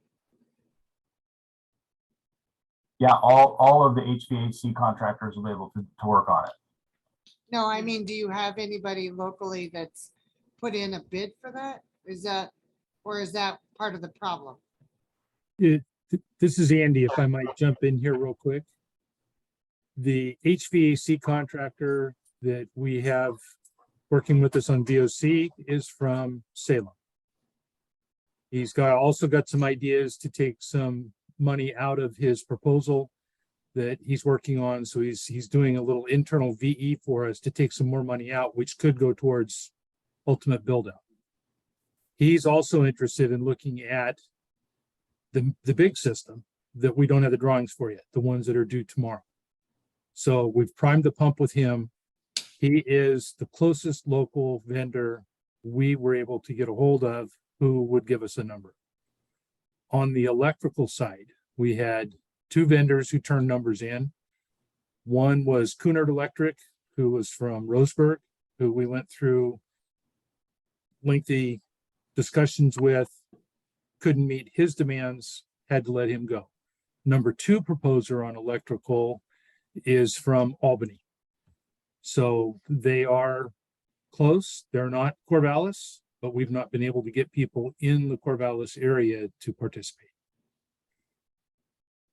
Thank you for that update, Andy. Can you tell us as a board what companies within the Walport, Philomath, Corvallis, Albany areas that you've contacted for both HVAC? I mean, personally contacted for HVAC and power or electrical? I can get a list together. Yeah. I think what we'd like to see is, part of this project and this bond coming from local dollars feeds back into those companies also. And though we cannot push them to put a bid in, it would be really great to see some networking and relationship. We would love to keep it closer to home, keep the money But- as close as we can. So I think that takes I know it takes a lot of work and a lot of time, but I think that's what we're asking of you, is to do that. Well, as we've, I think, shared previously, we were out to 5 different builders exchanges, everywhere from Klamath Falls to Portland. The 2 closest that were available were in Eugene and Salem. And then the biggest resource that we've had on the mechanical side alone came from Mr. Olson. And it's been a number of phone calls directly to those firms. And I thought I will get you the names and numbers and locations. You bet. Outstanding, thank you. Thank you. To follow up on Deb's question, I guess, and I don't want to berate the point, but I think with the HVAC system, it would be really great to have a local company that would do maintenance, sign off on both the larger HVAC system designs as well as the VOC HVAC systems designs. We really want the confidence that somebody local could support Keenan. He's not a 24/7 guy, and we honestly couldn't afford him that often. But we'd like somebody local to sign off on those, I think. And that's just my opinion. I would like somebody, I won't say we. So you would like me to take our engineer's design and get a contractor to sign off to say that this is a simple system? You know, I think what I'm asking is a lot of what we heard the other night was that it's totally appropriate to ask for a company that does these installs in the local area to say, yes, we could support a system like that. We could maintain that or fix that in a pinch. You know, really within the 30 to 40 mile radius. But Keenan probably has a thought. If you want, Scott, Annie, did I see it right? Don't you guys have CJ Hansen on the hook for the HVAC? That's CJ Hansen's in Salem. Yes. CJ Hansen is. thank you. But what we Thank you. work with Hansen on a ongoing service agreement, if that's what the board would like. Now, given they're in Salem, they're not in Corvallis, they're not in Waldport, but they're going to install the system. You're going to have a minimum 1 year guarantee warranty from them right out of the gate. But if you want to continue that, they would probably be open to a service contract. You can also reach out to other mechanical contractors, vendors in the local areas, or we can, to provide an ongoing service agreement if that's what the district would desire. The downside of doing that is that you may be paying, it's kind of like paying insurance on a vehicle. You're going to pay for service. They'll come out, they'll look at it, they'll maintain it for you. It doesn't always include the repairs, but they would, at a minimum, do the maintenance on the system that maintains warrantable conditions on the equipment, which also means you're going to lengthen your lifespan. More than likely, you're going to be, it's like going to the doctor for a checkup as opposed to waiting until something starts to hurt. It would be a preemptive or a proactive maintenance service. We can ask if these guys would be open to providing that to the district on their behalf. So Keenan, did when you installed the mini splits in the technology classroom and shop area, who did you use to do that?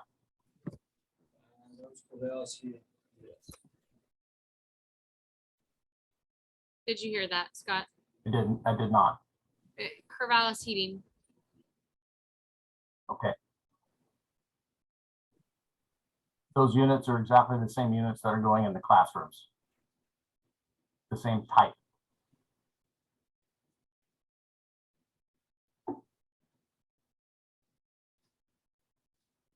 So that might be a good resource, you know, moving down the road.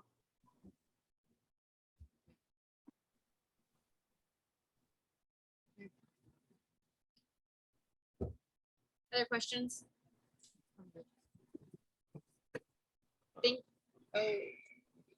I guess my concern is we're 2.4 million, which is 400,000 over what we had the last month on the VOC. So hard to believe that everything is going to go down. Everything just keeps going up 2, 3, 500,000. So So what are you recommending? What is your opinion? It's a gamble. We might have a storage shed. So just the shell isn't going to have electric, plumbing, It won't have occupancy. No, you won't be able to have any people in there. right? So then the school district would have to come up with the 800,000 to finish the building. Has anybody received information from Bart? He had mentioned at one of our BOC meetings, I believe, that he has seen curriculum to allow students to do some of that finished work. Has that been entertained to potentially reduce costs? Because that is an amazing learning opportunity for our kids. Might Yeah. be a way to get some value and maybe fit within our timeline. Well, Yeah, but we can only do that, Jamie, if we can have occupancy permitting for that building. We can't, Yeah, they can't- can't do electrical can't- or plumbing. So yeah, they can't help get it to occupancy. No, no, they can't do the plumbing and the Okay. electrical. That has to be a contractor. And Yeah. I would highly encourage the board that before we consider moving down even a purchasing of curriculum or anything, that we talk to our insurance company on what that impact looks like, correct. because that could outweigh the costs. We need to of look at savings. liability. Yeah. Okay. I missed an item under superintendent report, and I apologize as we move forward. Actually, anything else? Scott, Andy, anybody? All right, thank you all very much for your questions and hearing our questions and providing feedback. So thank you. I missed under the superintendent report that we do have a board statement that's been prepared for us. I will not read it for the entirety, but it is in board packets for the public to read. The board has not had a chance necessarily to go through it entirely. But I would like to just acknowledge some of the general points in here. It's not lost upon the school board, the amount of money that we've asked the taxpayers to put forward. And we do understand that we have a responsibility as a board to spend that money wisely and be diligent with that. So thank you to Sarah Cash for helping us really draft a statement that, acknowledges as a school board, we are trying to be very cautious with the expenditures as well as responsible with the dollars and still provide something that is beneficial for all of our students, to keep them safe, dry, and warm through the years of their education. So this will be published. It is published in board books. We are going to publish it on this website. As long as the board approves it tonight. We'll have to add that to the action items Yes, we also, will. but so I'll put that in there, but it's under the superintendent statement for you to review and read. So we need to add K board statement. Board statement, yes.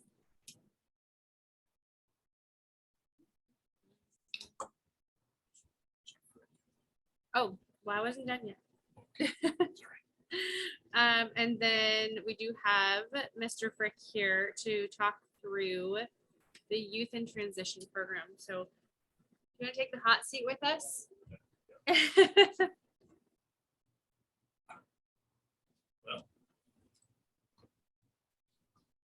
First of all, thanks for having me and for supporting my position in employment at the school. And secondly, thanks to you all for welcoming me to the community. About a house here up here about a year ago, and I think I went to town 3 times this summer. So it's just been a good spot. So I appreciate y'all and your support. So kind of the backstory before I introduce Angie Turpin, who she was kind of the goer behind all this. I just did the paperwork. I'm a special educator, so we do that pretty well.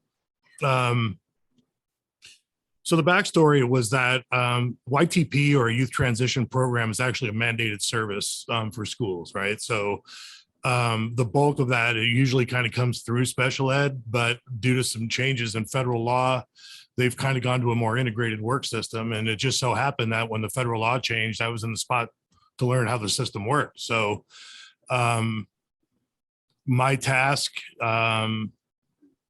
the spring before last was to build a program. So, through it all, that was a challenge. It's a challenging program to build on an easy day, but through the challenges, we got it done. I would say reasonably successful. So basically, the YTP becomes it's a summer employment program for kids, all right, for youth. They can start as, I think, at 15 and go all the way up through 18. And then through our connection with Angie, and again, she'll explain more about her role, we've also been able to support kids that haven't stayed in school. So even kids that aren't making it in school, we're connecting with the community, trying to provide some services in the community when they leave. So that at least they have some supports and some guidance and some people kind of helping them out. So the relationship has worked great. Administratively, just kind of put your mind at ease. I'm the teacher of record for all assigned credit. When I researched how we we're going to design the program, we obviously did it through the ODE guidance specific to special education, because if you can do it in special ed, you can do it in the rest of the world. So we kind of built it with that in mind, so that we knew going through the process, if we stayed there, we'd be fine with everything else. And unless there's any, again, we assigned, I think Angie's doing the grant report, so she'll have the metrics, I'm sure. But I think we did between about 850 work hours for kids this summer. So I would say a modest success. Thanks, Ryan. We did a day at the fire hall. Again, Angie will go through kind of some of those pieces, but successful year one. So, as we kind of push forward, the program is growing, again, through some, I think, really solid community connections. We're able to provide a lot of different options for kids up here, which weren't here, frankly, when we showed up. So, I'm going to let Angie speak and listen to what she has to say. How's that sound? That sounds great. Thank you so much.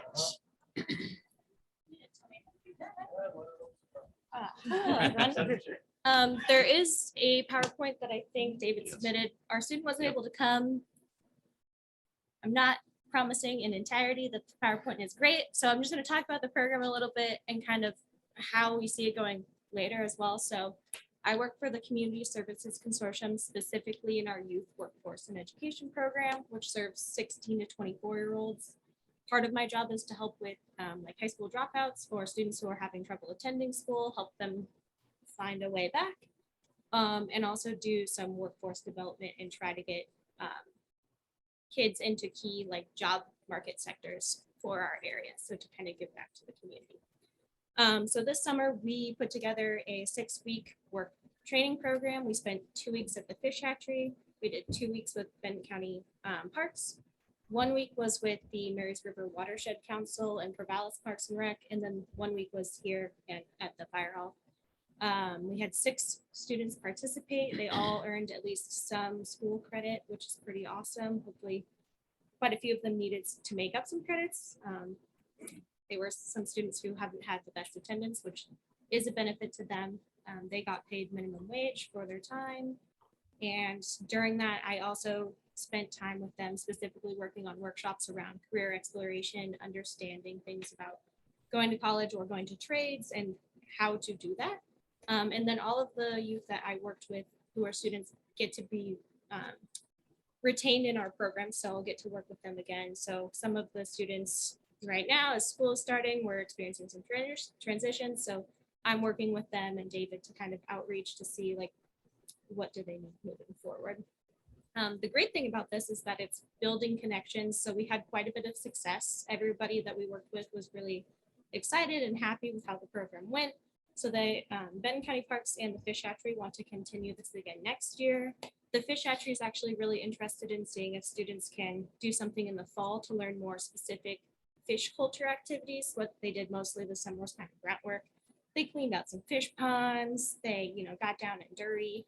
But they built really good relationships with some people who are in the community who have good jobs, and it taught them something about a career. So that's kind of the ultimate goal of the program. And then my organization always has kind of different funding coming in for different projects. So I heard earlier in the meeting, you guys have a forestry program, you're trying to build it.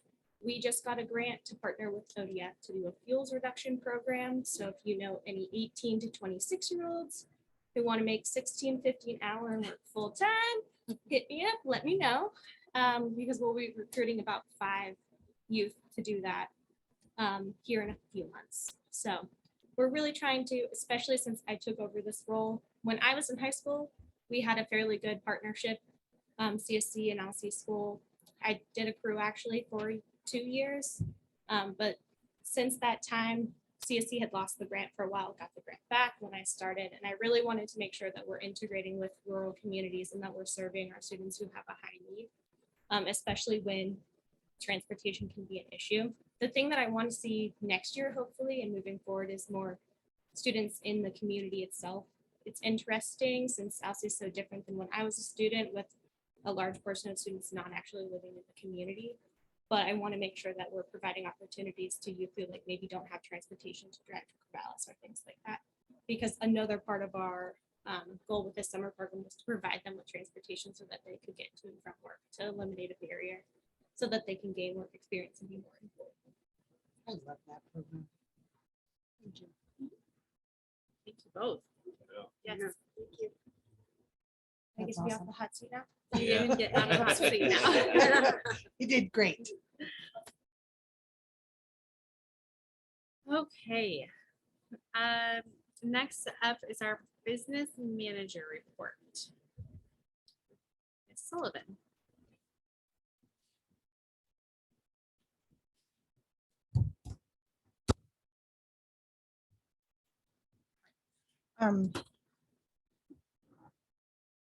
The first 2 items are the resolutions, and I know they're an action item, so I'll just kind of review them so that you can be aware of what they are before the action items. The first one is the donation that we got for the Family Outreach Program. And it's in a sub area, so it'll be designated just for Family Outreach Program. The second one is the resolution that needs to go before the board in order to get the HRA VIBA to the, we have to have this resolution that board approved in order to do the HRA for our employees we offered.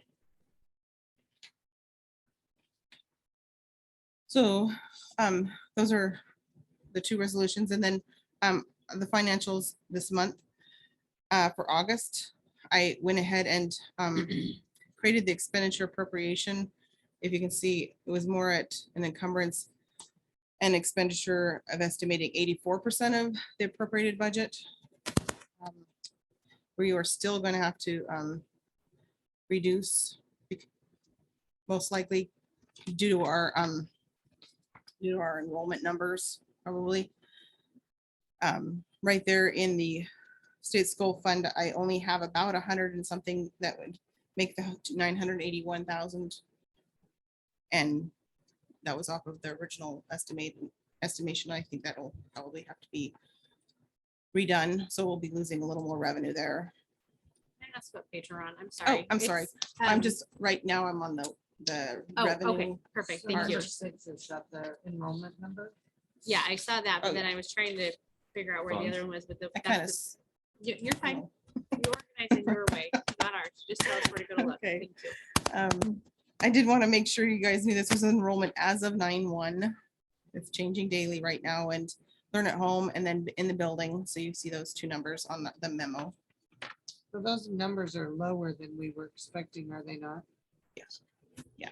Quite a bit. Quite a bit. lower. Yes. In building is spot on. It's learn at home. With 300 students, because didn't we think there was going to be 200. about 5, We had staffed it for 500, yes. and we're only at 204? We're at 204.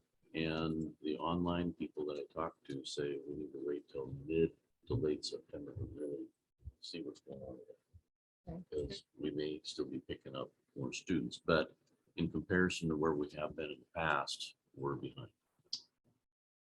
Yeah, those are some pretty low numbers. So our next board meeting, I don't know what day it The is. 22nd. 22nd. So we should have a good idea by then. to Pretty figure good out what we idea. need to do. Pretty Okay. good idea. And I'm having Lorraine calculate break-even costs for learn at home right now. Because if we're under that break-even point, then we need to start making some cuts. Change. Yeah. thank you for letting us ask our questions. Sorry. Okay. And so that's why I had mentioned about the revenue having to go down. So we need to, it's a goal to really go through the budget in November and December and bring it before and do a full supplemental budget in January so that we know kind of our revenues are more actual. So over that. And I told about the 84% encumbrance versus 100%. About the payment process that we've created so far. Which And- page you on now? Oh, how to make a purchase. Okay, That was way up. good. Thank you. Thank you. I'll make sure it's in order next time. Yeah, it's totally fine. Okay, how to make a purchase. So we created this and just sent it out to the department heads and the contact people, which would be mostly department secretaries or who the lead person is in that department.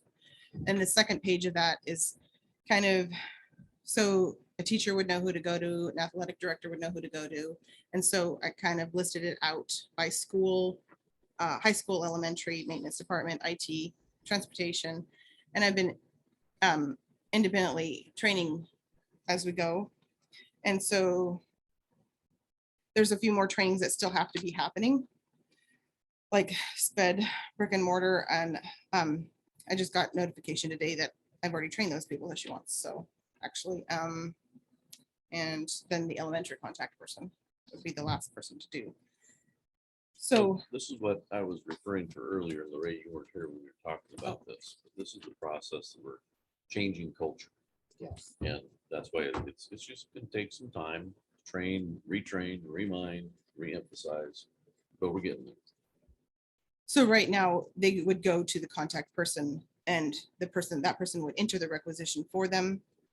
And then it's an electronic process where the principal or department head would review it either and approve or decline it. And then the requisition also gets approved by the superintendent and business manager in that electronic requisition process. And in the end, if they want to use a credit card, they can check that out, where I'll go over that process. After the purchase arrives, the packing slips must go back to the business office. And as a final review, the accounts payable person cuts the checks and I do a review of the checks versus the invoice, to make sure they're matching. And then it goes back to accounts payable to process and send out. So that's the process on that one. And leading into that, I'm on the BMO credit card process, which is right now, if they're wanting to use their credit card, their vendor is BMO, the BMO credit card. So then we have requisitions that all say BMO on them because they are checking out a card to use. So that was already been implemented with this process to say that they should be using that vendor. And in September, we've created max limits, max monthly limits, and who should have a card. And so in the mid-September, it'll be ordering the cards for those card holders. And the idea is so that you have your high school secretary would be, that's also athletic. She would have her own to do her own purchases that she has to do as a secretary. And then if people come to her, then she checks that out. She's responsible for that checkout. And they're supposed to be responsible for signing off that they've checked it out, and they are getting the receipt and giving it back to her, and she checks it back in, and then she's the responsible person to get it to AP. So that's how that checkout process should work. And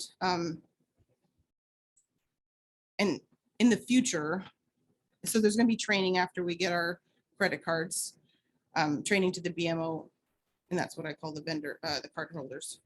So they know how the exact process should work and the checkout.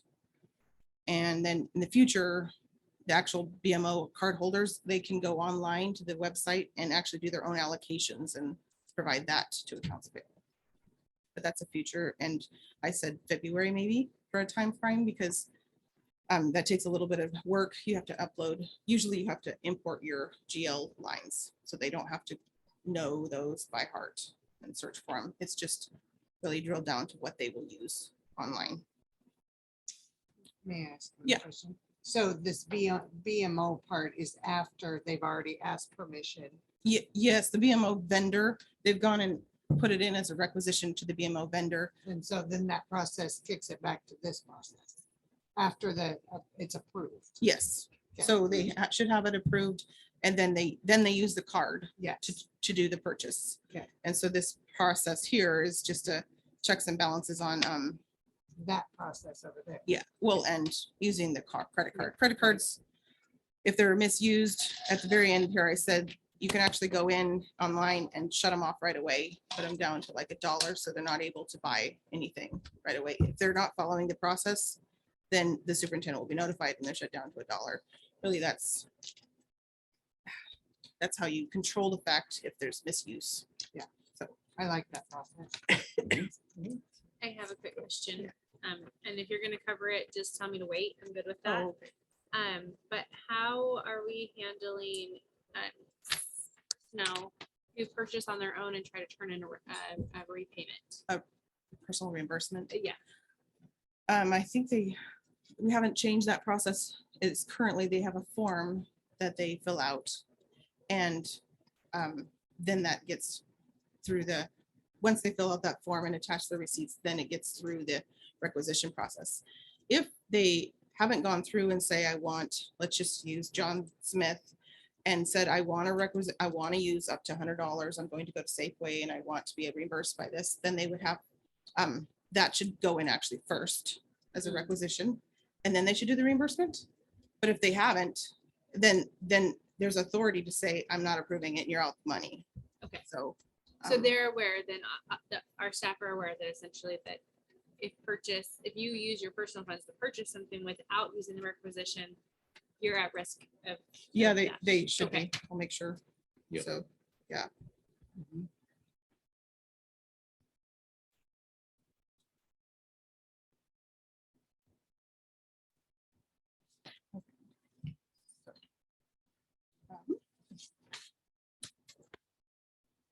Any more questions on the BMO side of things and purchasing side of things?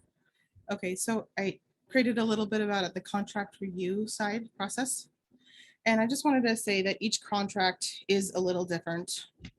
So there's a review and learning of each contract, like looking at their scope of work, the timing of payments, what payments are based off of, like the value, how it's calculated. And so along with that, during audit, also you have to I create a contract spreadsheet so we can have a listing of all of our contracts. And if this is a year contract or if it's a 3-year contract. So that is a spreadsheet that I'm creating right now for audit. And just for example, so I should be obtaining all copies of contracts in the business office. So that, just for example, I go to department heads like transportation or learn at home or superintendent and get their involvement. So if there was a bus payment, I didn't have a contract for the bus payment, I asked for the contract and I sent the contract and I reviewed it to make sure why we're paying that money out. I think it was for that new bus we just purchased. So, and there was also department head involvement in that. I talked to the transportation department head. So that's kind of their involvement, just to make sure we're on the same page.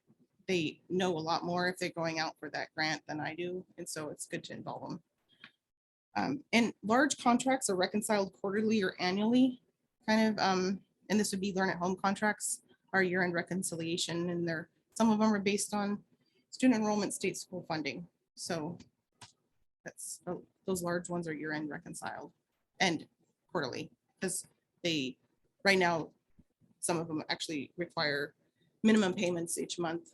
And then you have to reconcile them to say, okay, yes, I agree with all that. We overpaid or underpaid, and then say, this is how much you get remaining pay. Like, And because that's based on student enrollment. yeah, Okay. some of those are. Okay. Yeah, those are. Learn at home ones. Definitely. Okay. So, but they have a minimum base payment every single month. And then December, new enrollment numbers or enrollment numbers come through. And so we look at those. Did anybody have questions on the contracts? Things?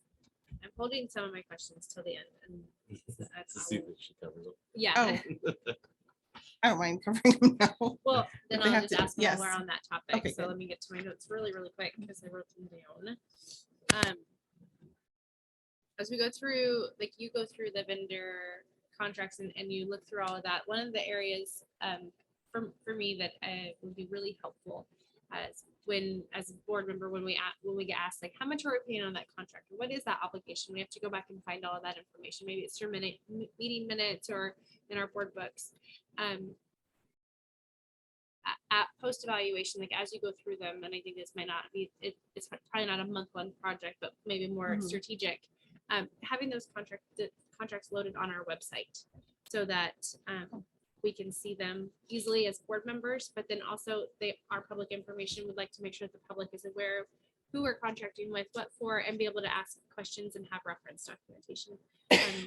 Okay. I don't want to speak for the board. I'll speak for myself and just say that would be helpful. Yeah, have that referenced I think there's information. I don't know if there's any problem with that. I don't think there's any problem whatsoever.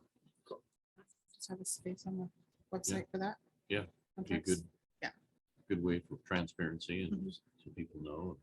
And as I was explaining to the board earlier, we're still discovering some contracts too. Like Nathan and I just found one today we weren't even aware of. So. Oh. Yeah, we'll talk about it later. I haven't told her about it yet. Surprise. Then that takes me to that statement also takes me to like a vendor evaluation process. So when we have a contract in place that provides a service, and then somebody in the district knows of another vendor that offers a similar service, or maybe they don't even know we have this service in the district. Mhm. What is the evaluation process that happens to say, we actually already have a vendor, we're not going to duplicate those services? Is that something that they're involving you directly in, or should they be involving you Usually directly in you that? have to go out for usually RFP and quotes before if they're that big for contracts, unless they're Oregon on the state site, already approved by the Oregon buying site. It's Oregon buys now. Mhm. So usually you have a deadline, like I'm in this contract for a year or a 2-year agreement, and you usually have an out. And so you wouldn't, when those come up, like a copier contract, then you would go out for RFP, or I mean quotes, usually because they're depending on the cost, and then you would decide and bring them before the board to say, this is who we want. And we've chosen this out of the 3. And then the work you're doing on the spreadsheet side of things right now with contracts is really to see what services we have in place, and that's where we might find some duplicates or. Oh, no, the spreadsheet just is, I want to know which contracts, which vendors, when they started, when they end, when they're coming up due, how much it's really going to cost us, because it could say 20,000 here, but it means actually it's 5 years down the road. So this is really how much it's going to cost us 5 years down the road. So So is that deciphering from Learn at Home to brick and mortar for different contracts? Because I know there's a lot of different contracts for Learn at Home to brick and mortar. no, For the- it's all on one spreadsheet. So it's just, and I was hoping to hyperlink them so I don't have to click on them. Yeah, that's just how I organize contracts, but that's a goal. That's quite not done yet, but that's how I did it in another school district. So then, Sean, are you Mhm. then responsible for the evaluation of duplicative services that we are having contracted? I mean, I guess, I think Yes. my question is, who in our school is looking at these contracts to go, we're duplicating services? Ultimately me, but it's also in combination with So if I Lorraine. notice something, I would probably bring it up to him. Yeah, absolutely. We work in tandem on it. And And- we're currently doing that. Okay, I guess that was my next question is there a project to do that, or is it as we find it? Or- Well, when I do Is my that- contracts, I list what they're for. Okay. And then we probably go through all the contracts we currently have, sit down Mhm. and say, Mhm. these are Okay. legitimate, these are not duplicating services. So Yeah. that's kind of, Thank you so much. How much did I throw you off? oh, nothing. Okay.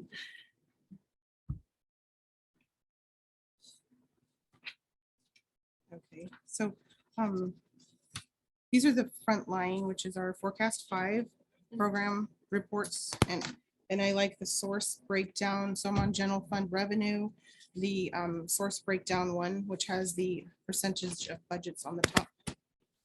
And then we have the comparison of years and its lump. So this one is how your sources are, and I kind of like this one. This one is just a full lump on comparison.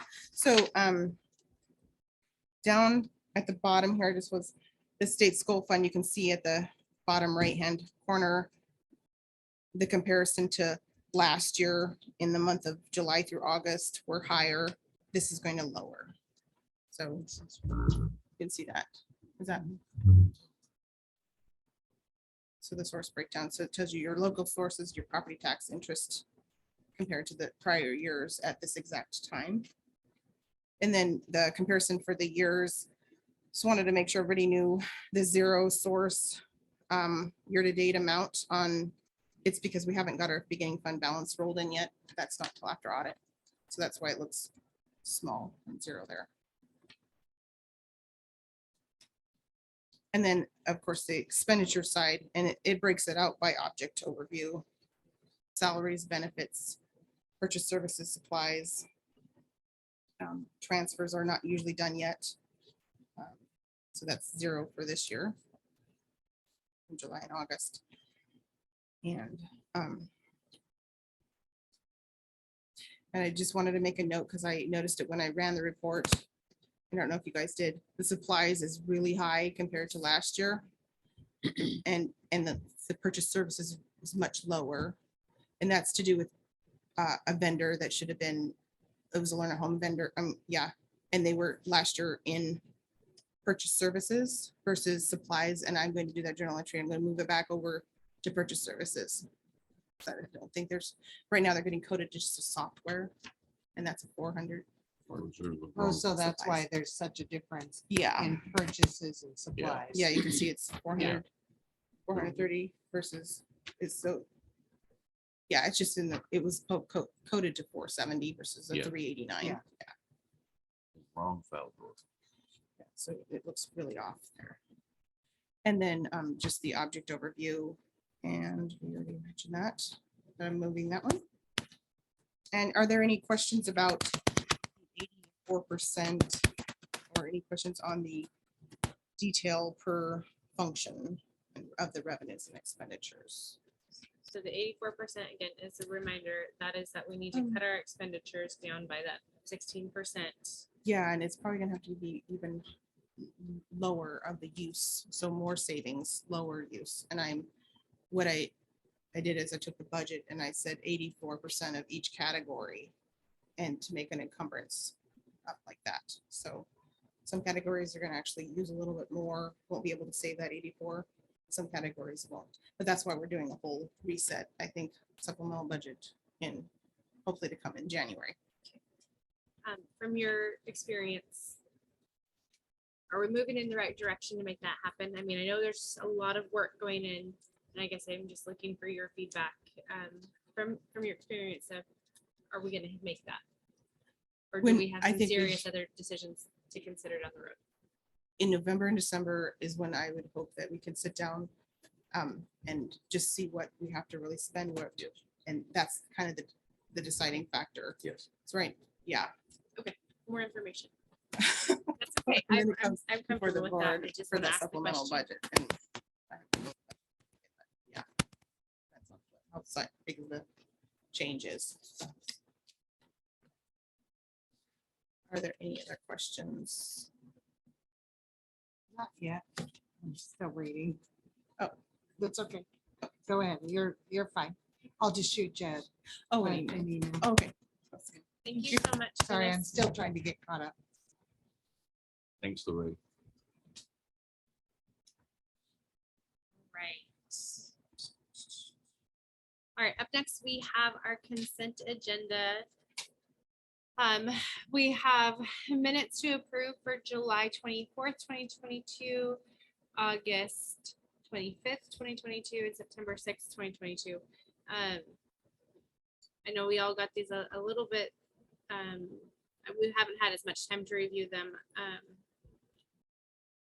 Does anybody have, I'd like to call out, there's some changes that need to be made to the July 14th. minutes. Under section 3, under flag salute, with the early, hold on, let me make this bigger, put my glasses on. Early item student success. That was not the month that we had students present that month, so we need to remove that from the July 14th minutes. That happened previous to July, where we had student presentations.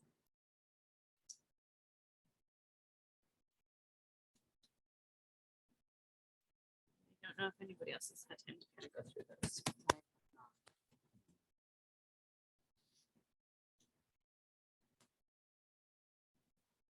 Is now a good time maybe to take a recess so that people can go through them, give the crowd a little bit of a break, and we'll do that so we're not sitting here on record. All right, let's recess for, I'm gonna just say 9 minutes. That'll take us to 8:50 and gives us a minute to review some of that information.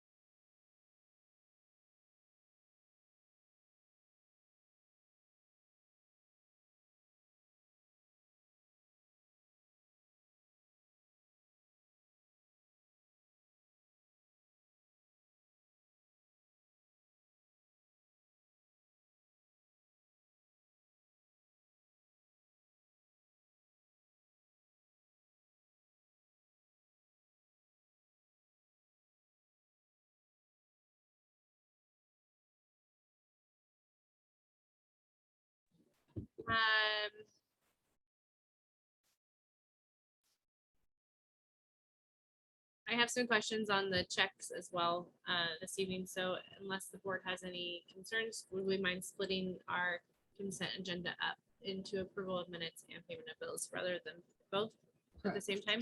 Yes.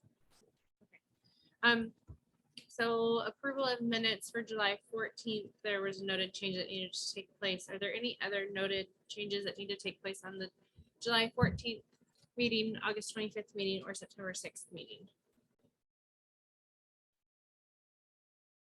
So I don't feel like I can approve on the one in August because I wasn't there. That's fair. So I am happy to approve the other two that I was. Okay.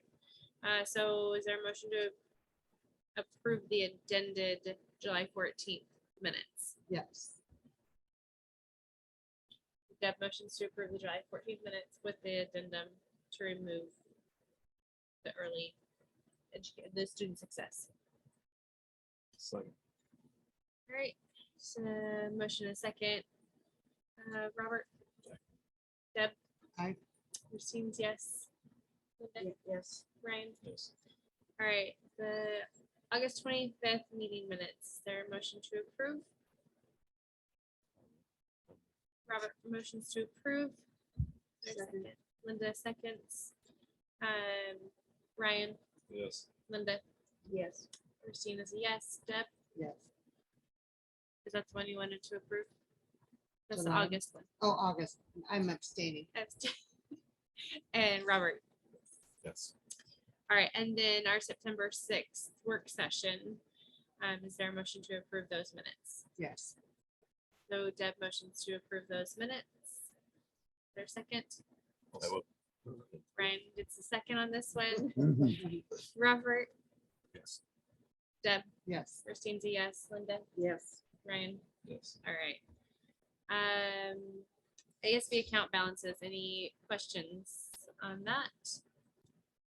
Well, there was one. Let me go back here to, I noticed the annual is in the hole $1,050. Is it because of lack of funding? You know? Yeah, Yeah, so it's in the hole $1,050. Are there not enough people that are buying ads in it? I mean.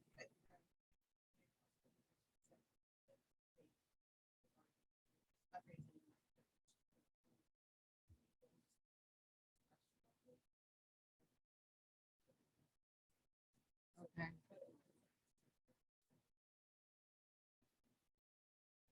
And then there was a really big leadership, $4,243 that's in the rears.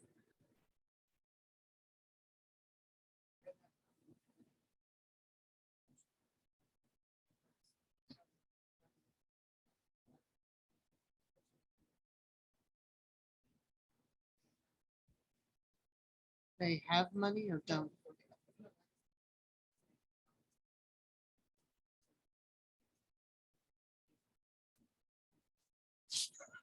It's a major fundraising. yeah, they need to do To some break even. fundraising. So can we ask you, Mr. Gallagher, to follow up on both of the items that are Yep. Both the significant Yep. balances? So those are my only two concerns on that, and then I had some chat questions. Can I ask what the Alsea Education Association scholarship is?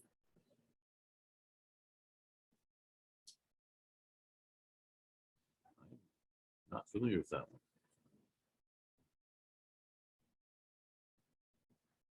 Follow up on that one too. Yes, please. Which one is it again? It's ends in 454. Nicole knows what the 454. Okay, Alsea Education Association Scholarship. Nicole shared, she must have- What? Nicole knows what it is. It's up to you. It's your meeting. Okay, Nicole, do you know what it is? I do. What is it? That is The union? they.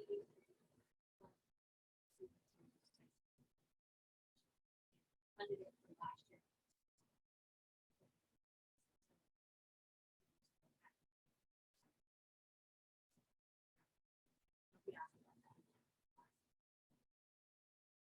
So I would, even though it's a smaller balance, I think I'd like, because it's a scholarship, I'd still like follow up on that. Yep. Have high school cheer. Actually, would you mind just following up on All everything of that's in a negative balance? Yeah. Because none of that makes any sense. Okay. Yeah, that makes that easy. There we go. And then checks them. So I, again, we're going back to the checks and balances and I see just check number 10327 to Timothy Pearson. So that went through the requisition process that you have been talking about or no? Because I noticed there's several checks in here. Check number what again? It's down towards the bottom. It was, You I said mean, it's not 103. a lot of money. It's just, you know, we're Tim trying to, Pearson? yeah, it's 10327. 327. It's page. 201, It's page 8. 25. So that's just Page one that 8. I happen to have on my screen. Timothy Pearson. Oh, he went to some teacher in-service training for us for the teacher mentoring program. And this was some reimbursements. Okay, so I'm just, I guess I was just asking, is that going through the new program, Yes. trying to do the checks and balances? Yes, he talked to me about it, the expense ahead of time. I approved it and he brought back his receipts. So I guess this is the time to talk about this. So the Kings Valley Charter School and the WLA, those are supposed to be a win-win. How come we keep paying them? It has to do, I thought they were When- just supposed to reimburse us for our expenditures. yeah, but it has to do oftentimes when they have to pick up parts or something like that. And then they send us an invoice. $14,000 parts. Well, I think Kings Where are Valley you has at? been twice in, that's been a $14,000 expenditure twice in a row. Elder expenditures.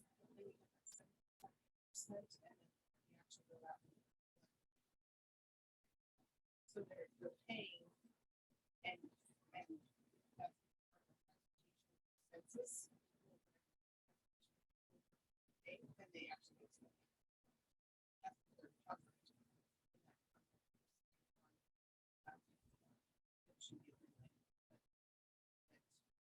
They up to 30%, which is really, I mean, 70% threshold for me. And I'm sorry, but who pays up to the 30%? The 11, well, Kings Valley. Kings Valley.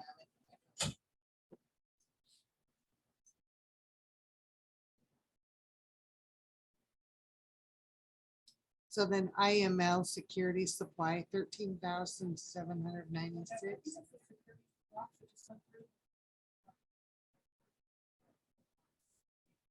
The door lock, is that the The door electronic- system? the Yeah. electronic locks. Keenan's still here, 'cause I think that's what it was. So it's actually on page 2.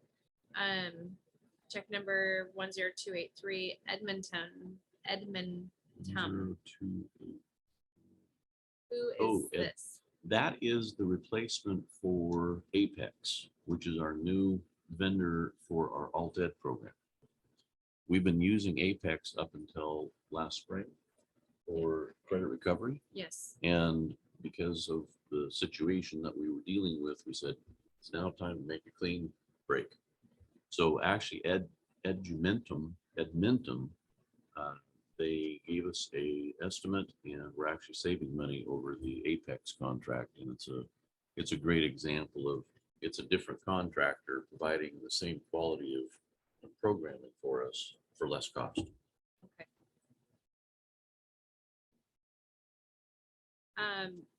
We paid Paradigm Learning Systems 190,000 on August 15th, and we paid another 190 on August 31st. Is there a reason for that? I'm sorry, you're correct. It's 120 for the second one. Thank you. The 190 is to do with last year's actual cleanup, last year's reconciliation. And the 120 is to do with this year's August bill So the This 120 year's is our starting payment, for this. but we 22. owed an additional 70 left to them for last year. No, we had 190,000 go through. That was actually for 21-22 expenditures to clean up that bill. And then as a reconciliation, that's the year end, how much we owed actually. And then the 120 is starting off on our, I think it's a 16% in August, and it goes down to 888, and then some more in December, and then it's a reconciliation at the end, depending on how much enrollment you actually had for the whole year. So we could essentially incur that cost again of an addition, a higher cost if the enrollment did go up, because we would be paying at a If our lower rate. enrollment went up, and the base little monthly agreement to say I want this, that they get that much money at the end of the year, then that's why we had to pay that 190, because we had underpaid in 21 so far, based on the enrollment. And Remember last year, we had such a huge spike in Learn at Home Mhm. because of everything going on. That's what transpired into the reconciliation at the end. This year, we'll have to see how things go, but Yeah. the way we're going, I doubt if we're gonna see something like that this year. And the 120 is just a contract amount. That's the And then baseline. that's a baseline Yeah. for the first month, and then it drops down until December, and then you do another reconciliation. These are good questions. We just knew you loved the hot seat, so we just wanted you to Yes, come it's back like- up. You just like Lorraine. We do. So Benton County Development Department, But that's probably the permits. Permits.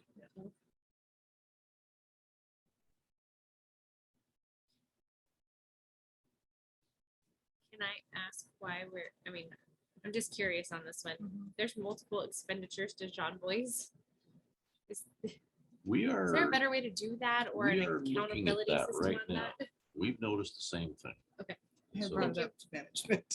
Uh, Brought I it up have to brought it management. Yes, yes, we were looking at that one. Thank you.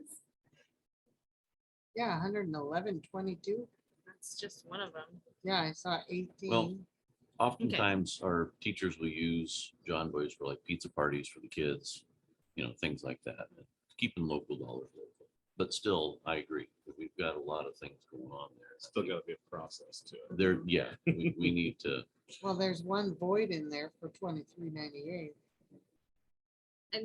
And then just for our education and beating it into our heads, because we might need to hear it a few times, the Western bus sales. Mhm. Is that for one of our new buses? 46,000, is it? It's 44,000. 44, you're so 45,000. close. So that's one of those contracts I asked for the DEQ grant that the transportation manager got. This is the third bus, I think. There was two last year.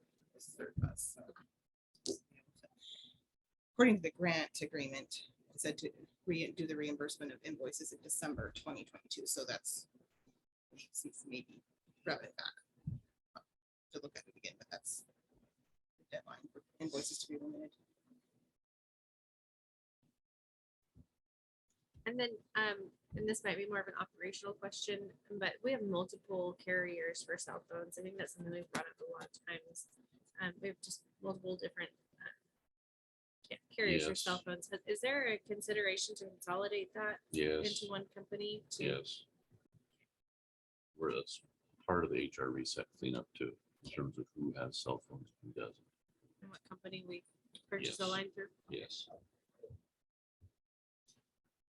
Are you just speaking of AT&T and? There's Day Wireless, there's T-Mobile? AT&T, there's T-Mobile, Mhm. and and then there's. I think Day Day Wireless is something. Wireless. It's something These are else. cameras, I thought.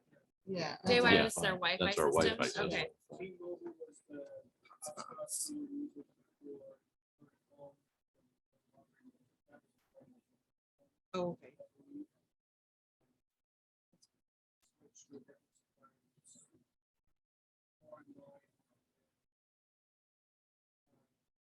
super regulations.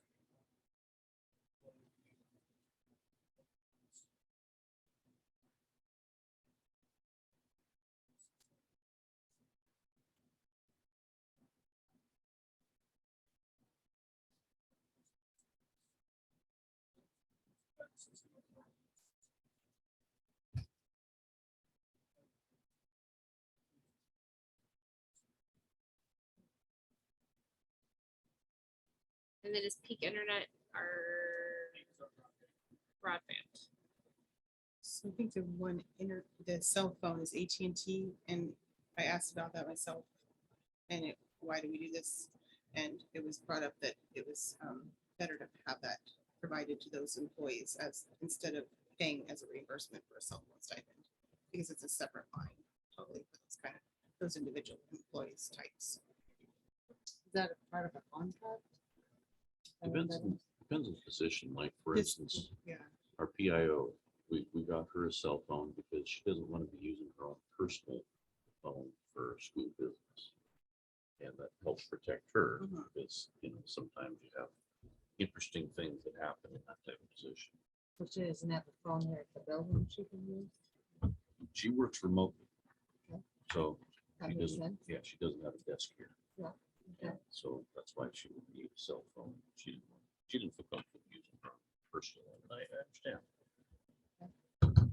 So how many cell phones does I'd the have to look school back. actually own? That's one thing as part of the HR reset we're trying to control. I think there's way too many out there. We need to figure out who has what for why. Why do they even need it? And if there's justification. then we need to Well, like the support it. PIO, yeah. Like the PIO. Yeah. But we're looking at that. The buses. mhm, Family outreach. Family outreach That's- liaison. So the buses all have a cell phone in them? Typically, unless they use their own, I don't know, they should. That'd be Yeah. interesting to just know that moves forward. Cell phones. Yeah. Yeah. And then what's Amplified IT LLC? It's only $400, but still. Amplified IT. Yeah. Management system that try and whether it's facial units or shutting them down. Switches, try to get them back. Say, Chromebook. Set up.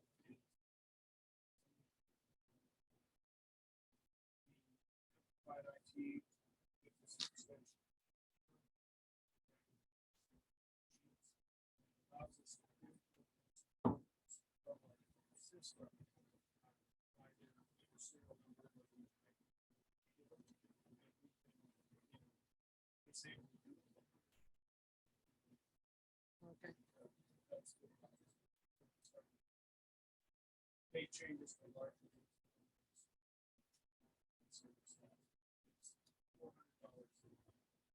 Okay.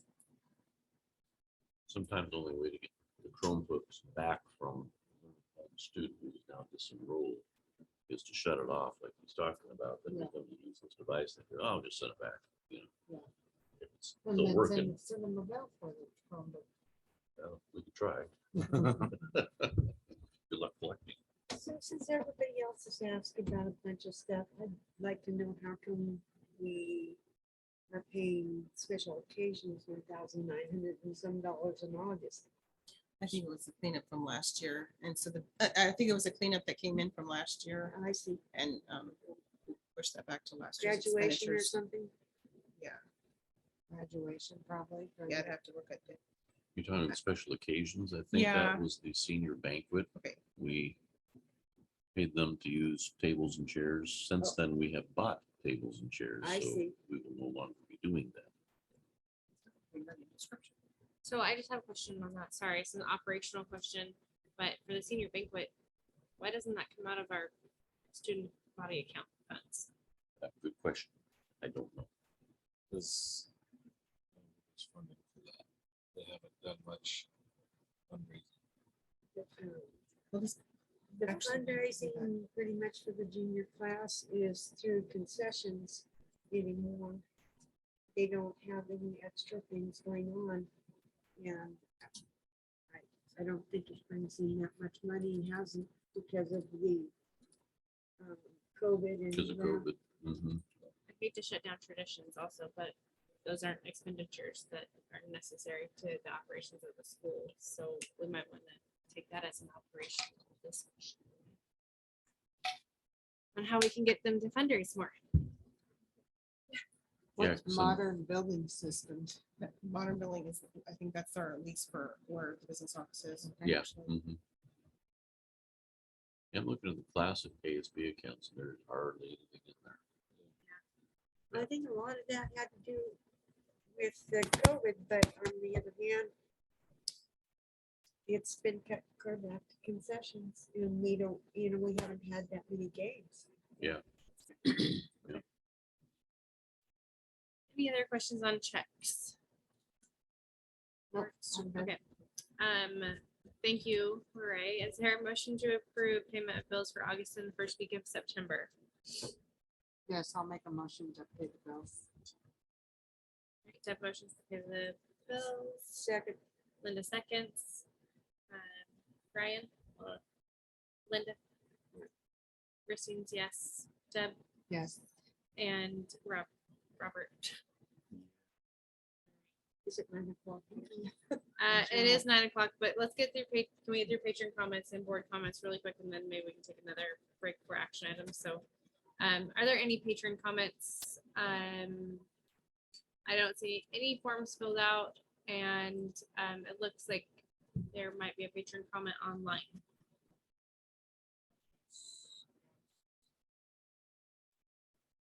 Scott, you should be able to unmute yourself. Okay, I got it. I just wanted to revisit the bond presentation before you guys go into session afterwards. I apologize if I wasn't clear on the presentation. The contractor needs direction regarding the GMP. The reason being is we have not yet canceled the concrete pour next week. And in order to facilitate that GMP and get it signed, it has to be approved by the board. And so if it doesn't happen tonight, then we'll cancel and have to be extended out.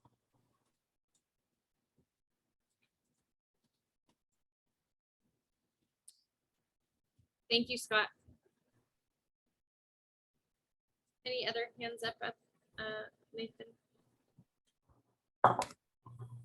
Right. Board comments. I just want to let the public know that today the Alsea School Board was notified by our Oregon School Board Association that the U.S. Department of Education is suggesting some pretty significant changes to the Title IX regulations. You can find in board books the link to the article for you to be able to read. In this article, you're also provided with where you can send either your support or concern for suggested changes to the federal level of the Title IX regulations. That was my only board comment that I wanted to make this evening. Do I have any board comments for you? Nope. Robert? Ryan? Linda? Okay. All right, do we need a break before we go into action items? Or are we gonna roll on through? Okay. Just need to ask you a question. Because I'm starting to get nervous. Do you have any idea what time you thought the school bus was gonna, because I might have a kid says outside waiting. I'll text Ricky right now. Okay, so action items. Our first action item is board meeting frequency, and you'll find that there's a document loaded into our action items for that, for us to discuss and vote on if we want to continue with a board meeting twice a month, or if we want to move back to a once a month frequency.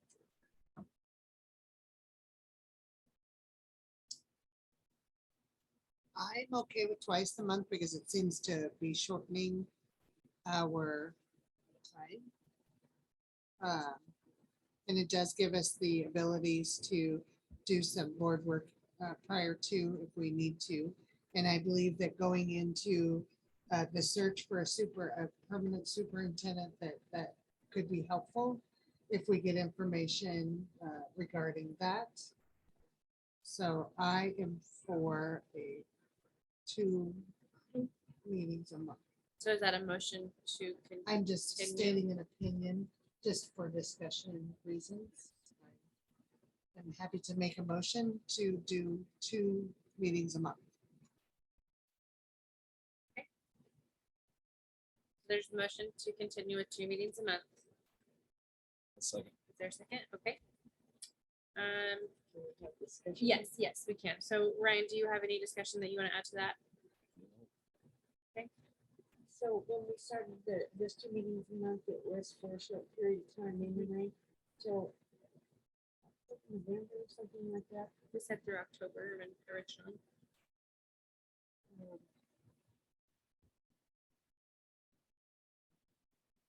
I don't want to extend the meeting longer than that because it's difficult for me to spend that much time. And I don't really feel like it's shortening things up too much because we seem to spend 3 or 4 hours every time we're here. Because we have work sessions and everything else. It's difficult for me because I don't have someone else to watch kids. Yeah, I'm just making that comment. Oh, absolutely, yes. Robert, Good. all right. Nice. Mark this down on the calendar. I don't have any comments. Whoa. Let's write He's this down. writing no comments from her. Deb or Ryan, do you have anything you said no originally? Deb, do you have any secondary comments? I do not. So there's a motion to stay at 2 meetings a month. Just for clarification, is that 2 meetings a month as we had identified through October to reevaluate? Yes. Sure. Okay, so the motion is to stay at 2 meetings through October for reevaluation. Deb, motion, Ryan. Okay. Is that also contingent on if we find that we don't really need that second meeting, that we wouldn't have it? Ryan seconds. Robert, Yes. Deb, Yes. Christine, yes. Linda, You can say no. It's okay. I said no the first time, I'll say it again. okay.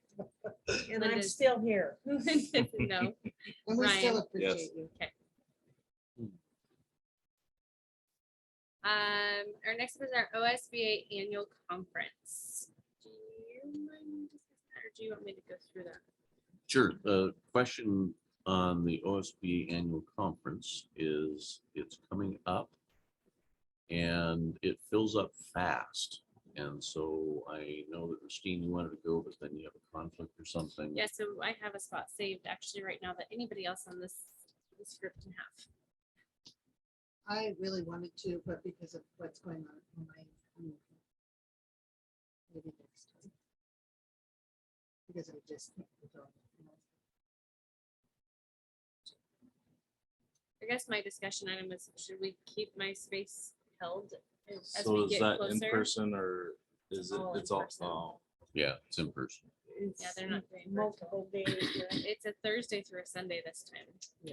It's a long weekend. Robert, you want to go? So, so maybe could we have Shirley, would it be possible to have her just hold my spot in Yeah. case somebody changes their mind and then we have a spot? I think there's even a hotel room. Yeah. And then we can cancel up to a certain point I for a need to- refund. Yeah, I need to find out when that cancellation date is. We don't want to go over that and pay for nobody to go. Absolutely. So I'll hold that position. So there's no change in anything. Do we need to vote on that? No. Okay, so for 11B, there'll be no vote as there's no change or decision that's needed.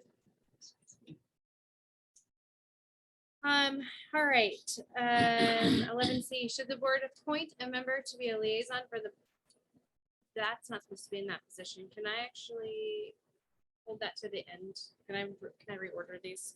There's a, That's up to the board. does the board have a problem if we move 11C to follow Okay.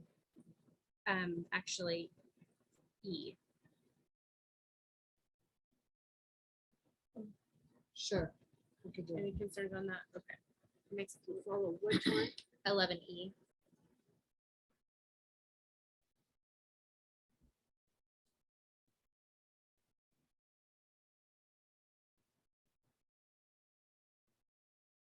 Any concerns? So- Um,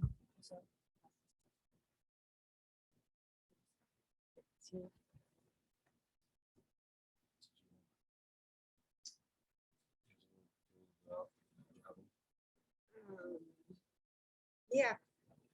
She wants to. Could you go check on Hayden? Thank you. Okay, so action item 11D is the resolution 2302, accepting funds from a donor. I don't see that resolution anywhere. That resolution was in our It in our was- in our packet provided from the business manager. Yeah, it was in the. Oh, okay. That was Oh, that okay, first okay. resolution page that we went through. Okay, okay, okay. Yep, got it.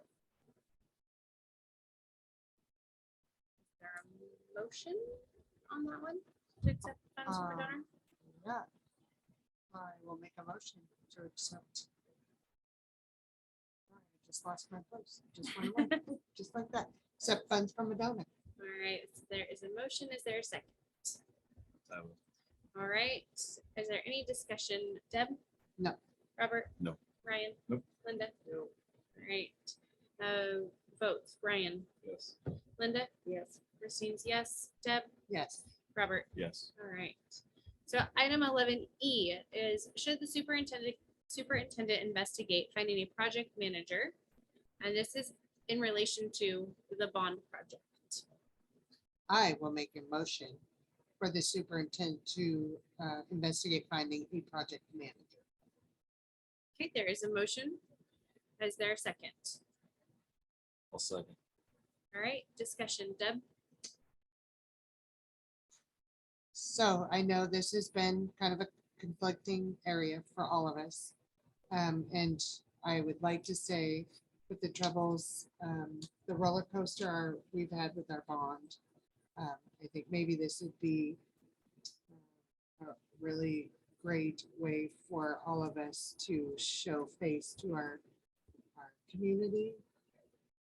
Because I just feel that we've let our community down in the recent activities in our bond project. So trying to keep a very positive note that things are going to work out really well.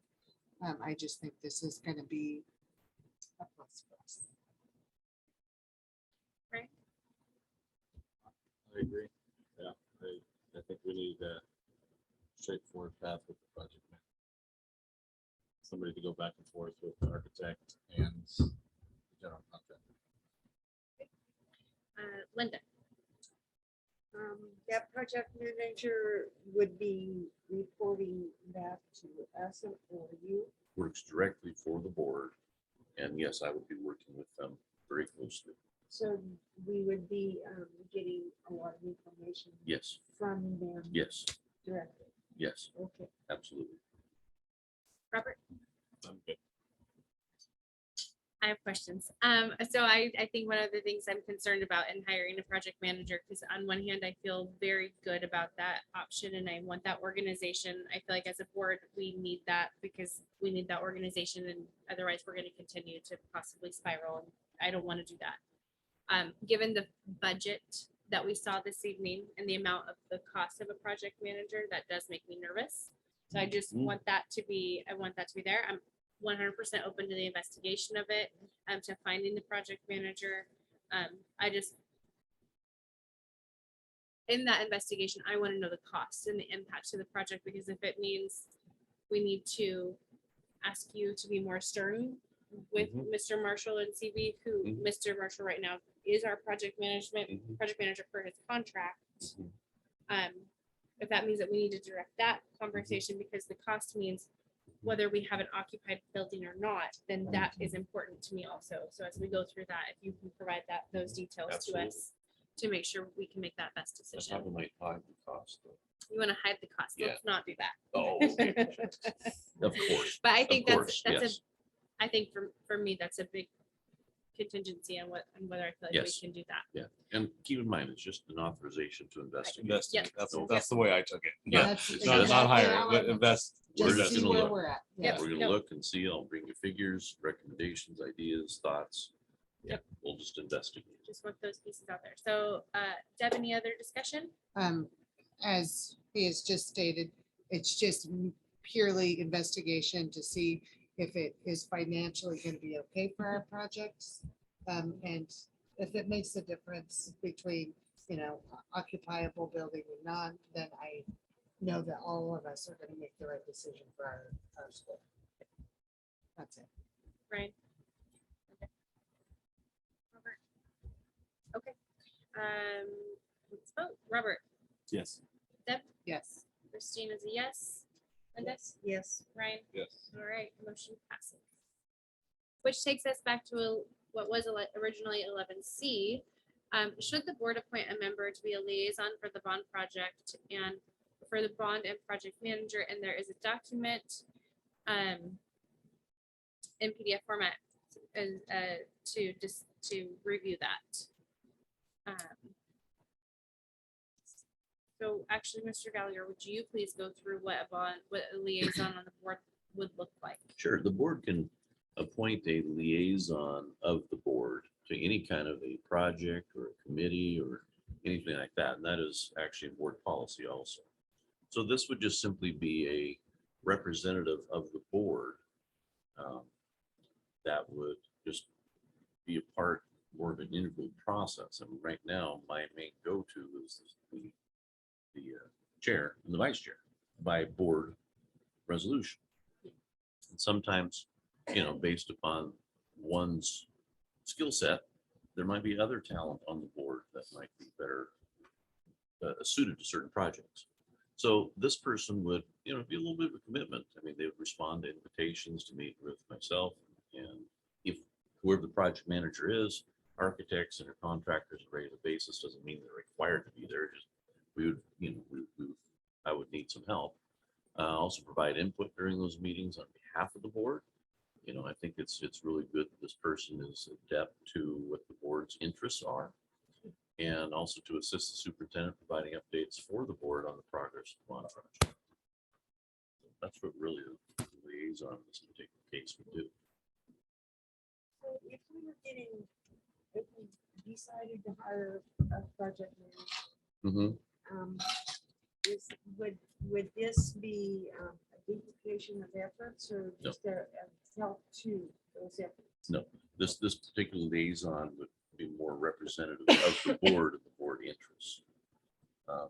It's helpful for me to have somebody by my side that is more attuned to the board interests. And it helps to remind me, because sometimes I put my superintendent hat on it. It's easy to forget those things. I try to always remember, but it's just helpful to have another person there. But they wouldn't be able to make any board decisions. No.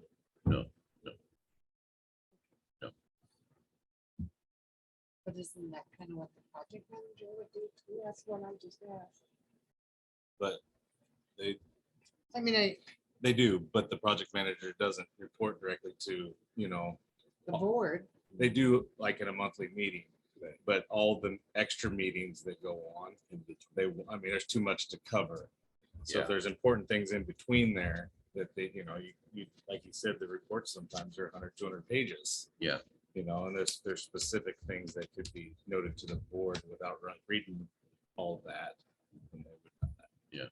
So sometimes as the board chair, I get asked to be in a meeting like that, and I'm just all thumbs. I got nothing to offer really, but Yeah. a lot of questions and a lot of lack of knowledge. So I think that's where appointing somebody with a better skill set than me is really protects our interest.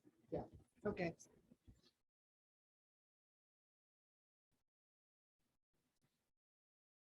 So in that, I would make a motion to nominate Brian Van Leuven as our liaison.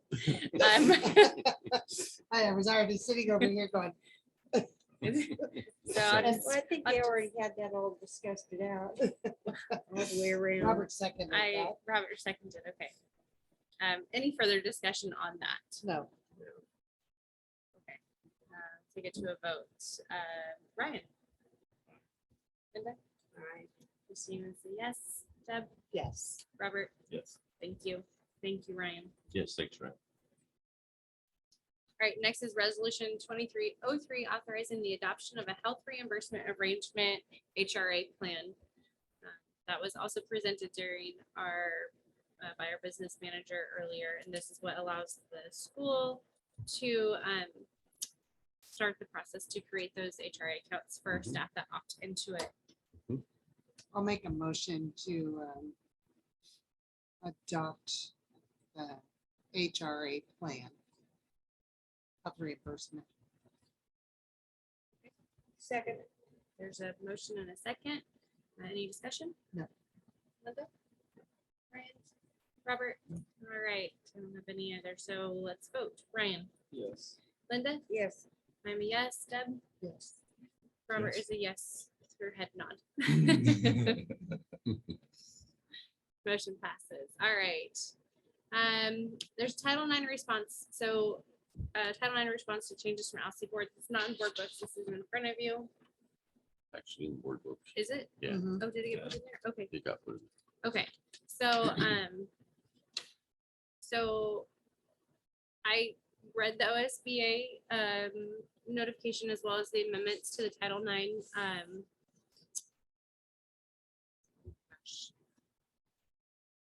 the Title IX, what did I think of the word? Regulation. Proposed amendments. Yes. And feel that, well, we have an opportunity as a board to address that. We have an opportunity to send this to the U.S. Department of Education. And I will just say that I feel like in the past, when we have had an opportunity to respond as a board in a whole, as a whole, we have not done so. That historically that happened, you know, with masks and immunizations, things like that. So we haven't been able to do that. I think the community has wanted us to at least have an opinion out there. This is not a politicized opinion. I will share that I wrote this independently. There's modifications that can be made and proposed by this group because it would be our voice as a board in a whole writing this. But the last statement is really, I think, the highlight for this. And really, I feel strongly that local control and understanding of the population is the best way to support our student and staff. Yes. So rather than having a one-size-fit-all standard, even though they may be of the best of intentions, I don't know if that actually supports our district and our admin in supporting our children in this community. So, like I said, I'm not trying to be overly political here. I'm just trying to ask and make considerations that legislation like this take into account, that we might be able to make good decisions for our children without a one-size-fit-all standard. I agree with that. So I don't really know how to send it off, but I'll figure that out too. But I just wanted to put this in here for consideration for if the board wanted to submit something on from ALSI School Board. So the U.S. Department of Education is taking public comment right now up until the 15th, I do believe, September. So if the board was to approve this, we would make sure that that got into that public comment record. All right. So I'd like to make a motion to approve the response that you have set forth in the Title IX. There's a motion on the I'll floor. second. Just a second. Any discussion? Deb, No. Robert? No. Ryan? No. Linda? All right, let's vote. Ryan? Yes. Linda? Yes. Christine is yes. Deb? Yes. Robert? Yes. Motion passes. Approval. Next up is our approval of the VOC Center GMP. So I would like to make a motion to approve the GMP for the Voc Center, just so I can open discussion. All right. Are you talking the GMP for the full or just the It's shell? both. Well, it, oh, no. No, It's not. for the shell, No. for the this- The shell, shell. for the shell. We need to start with the shell.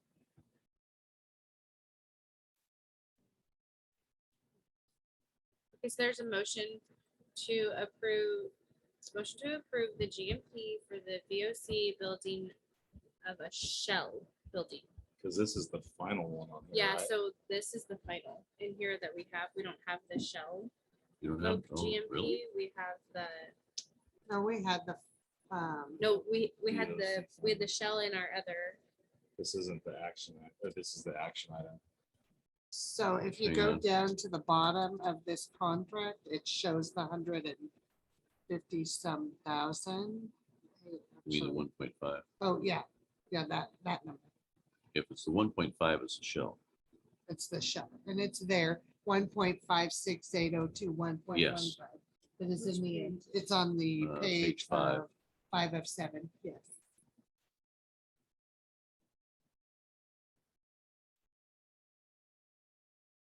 oh, I do, okay, so Oh, I was just reading I was the line reading the- final. yeah. The headline was final. Yeah, So yeah, this is for the shell, the shell. yes. So just to repeat that, there's a motion on the floor to approve the GMP VOC for the shell building.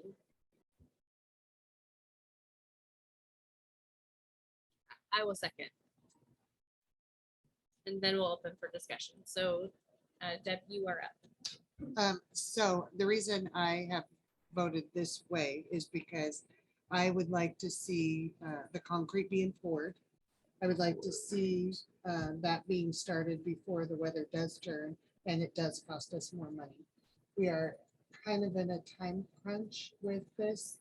And I think saving this little bit of money right now could quite possibly and hopefully, in my opinion, give us the money to finish the building later. If we wait, we're gonna be out another 4 to 6 weeks to pour the concrete, which is getting into our rainy season. And I think that's just gonna cause more problems. And I think we need to head these problems off and do our kids a favor, get this started in hopes that we can finish it by rolling into these other GMPs.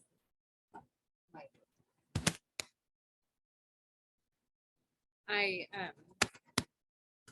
want to have discussion about it. And that is why my second sits out there right now.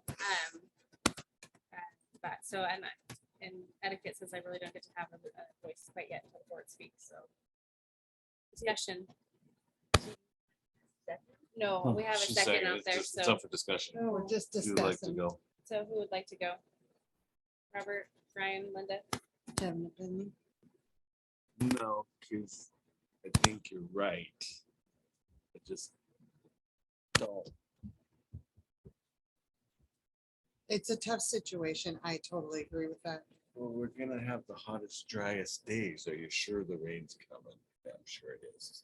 And I am concerned about that part of it.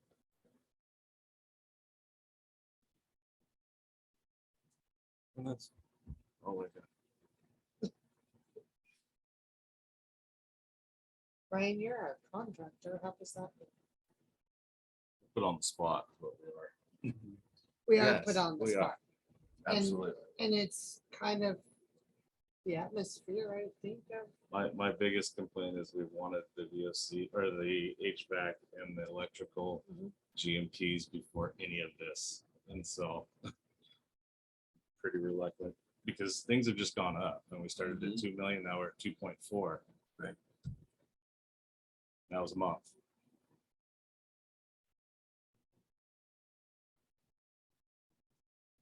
So what do you see during the? I really would like to see the HVAC and electrical get done first. Well, there definitely is the money for those. The issue is finishing the VOC center. That's what it comes down to, is But, money. Ryan, you finishing the can VOC. answer this. Let me speak one more time. You You can I- answer We're not this. gonna, I think we're gonna just have a You can discussion here answer this tonight. better than me. If they get the foundation poured and it rains, we're a lot better off than having bare ground, or are we in the same boat? Well, so what this says though is we are agreeing to making a shell, not Right. just the concrete. So Exactly. we are stuck at the $1.5 million Yes. for a shell that might sit there for who knows how many years. Right. I mean, we're concerned about budget to begin with and Yes. our own funding. Yes. So where is this money gonna come from if it's not there?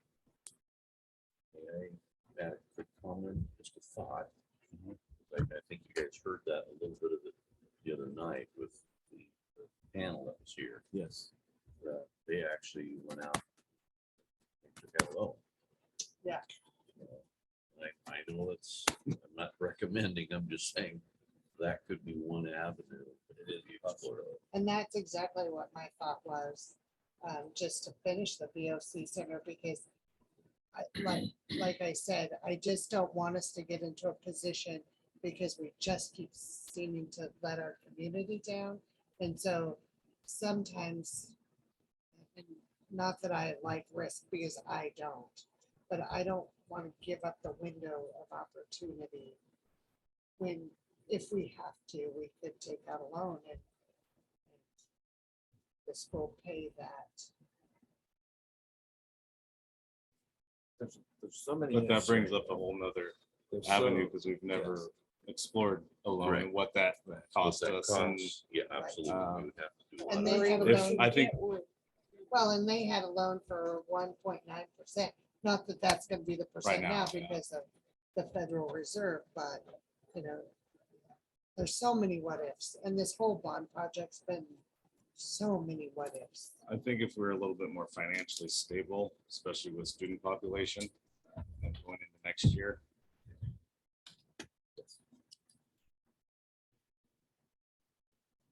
Christine?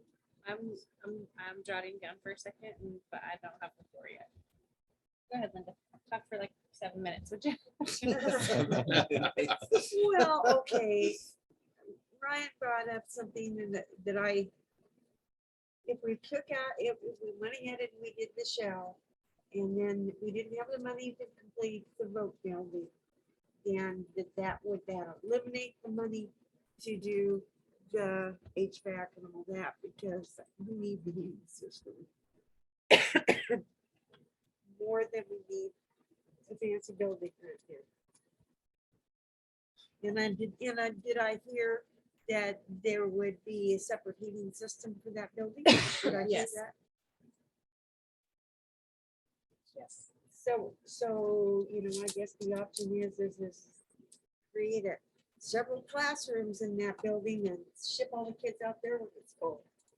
Except for we can't, because it's not occupied if we don't have the, we can't occupy it. Right. necessarily. Okay, so I have a thought. It's gonna take a minute to get it from my brain out to vision, but how long is this GMP good for past tonight? Because here's my thought there, Scott said tomorrow is when we're supposed to have information on the electrical, the HVAC system for in here, the drones. the drawings. That won't be the GP. It's gonna take them 2 weeks to 2 figure weeks. out. So it'll take 2 weeks for that. And they And were so- still planning on concrete next week. Next week.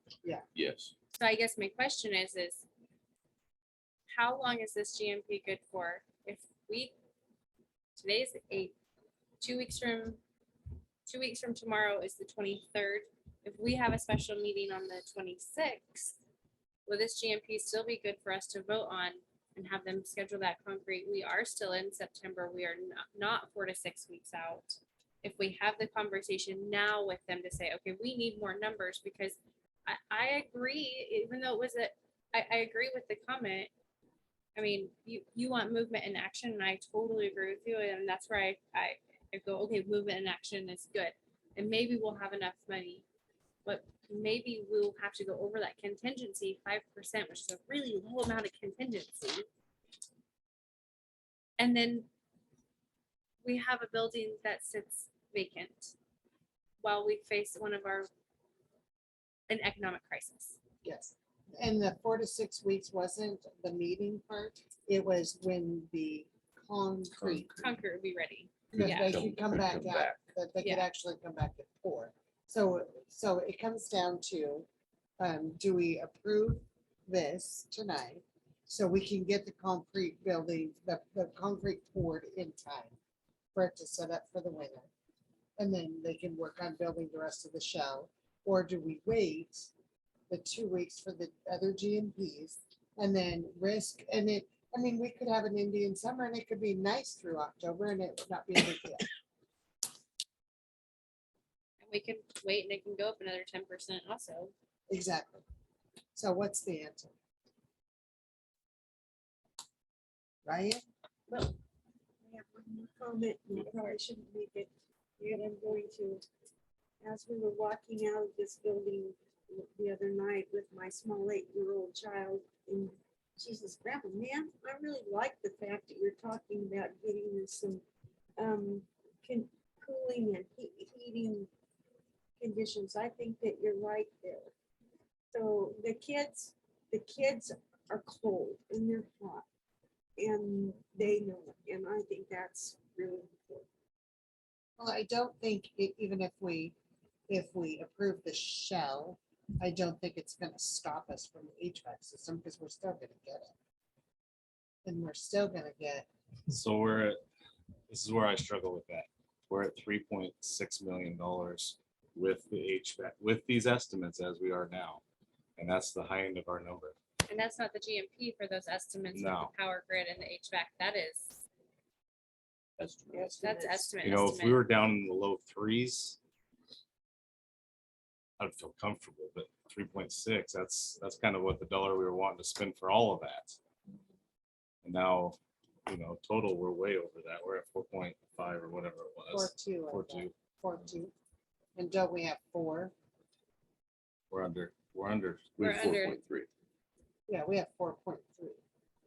We still have 4.3. I Yeah, thought it was remember Or that was under. the total. We started at 4.3, then we spent 300,000 300,000. on the bathrooms, then we add the ESSER funds back in. Yeah. We're back to 4.3. So that's why I'm like 3.6, we still gives us a little bit of leg room. Not a lot. But that only gives us enough leg room. Here's my thought on that. That only gives us enough leg room for a GMP to come in for the HVAC system. We still have a building that sits empty. We can't, I mean, the whole conversation that we had about having that building be empty and walls only was, oh, well, we can use it as a lunchroom or we can use it as a meeting area. And now we're hearing, no, what you'll get for 3.6 is bare bones, no occupancy. Right.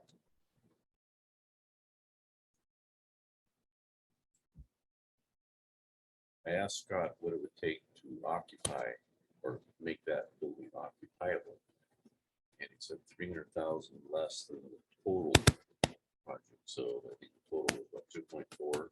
So 2.1 to make it occupiable. That's not all, everything in there that we designed. At least we could occupy at 2.1. So Why that's we still wanted all those 600. numbers together at one time. to be Yeah, able to that's still prioritize. 600,000 to do that.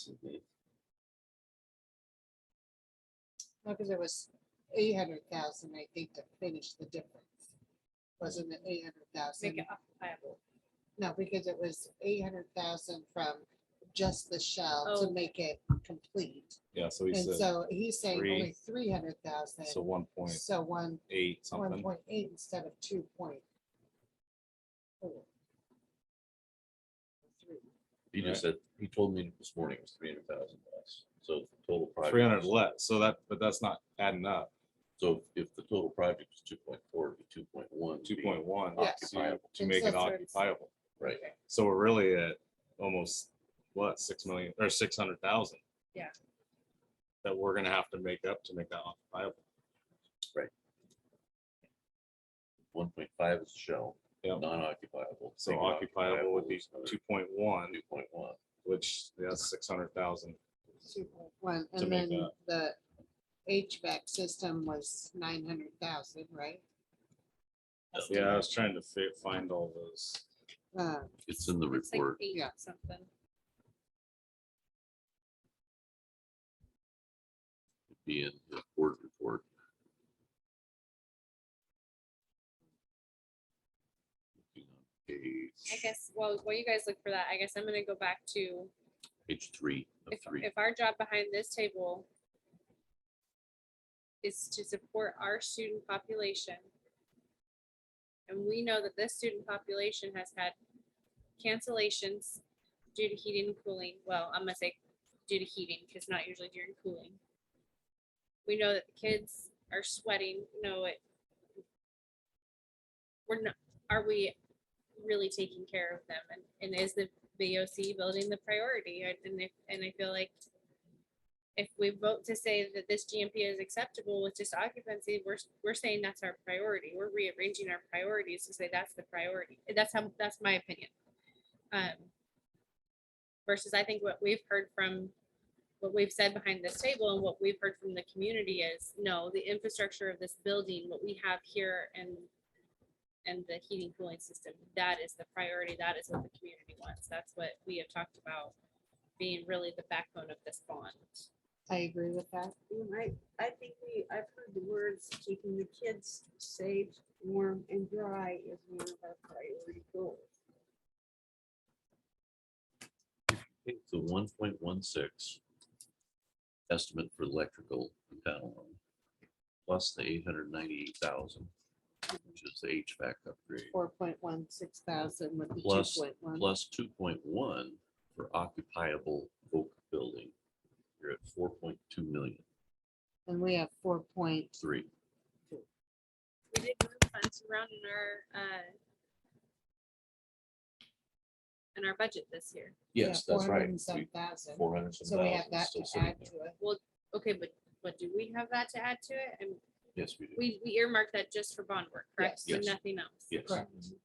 That's I a forgot about that. $700,000 So amount. 4.3 million right now, and then we add 400,000, 464,000. Mhm.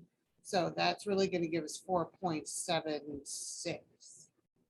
And right now, with the boat building being occupiable, would be 4.1, so that still gives us 800,000 room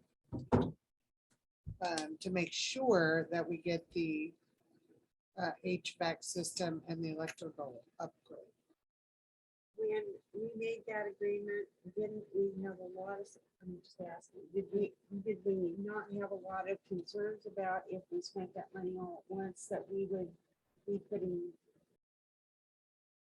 ourselves in jeopardy of not having any extra money? Well, I think that still gives us extra money. What is our ending fund balance that we are gonna be?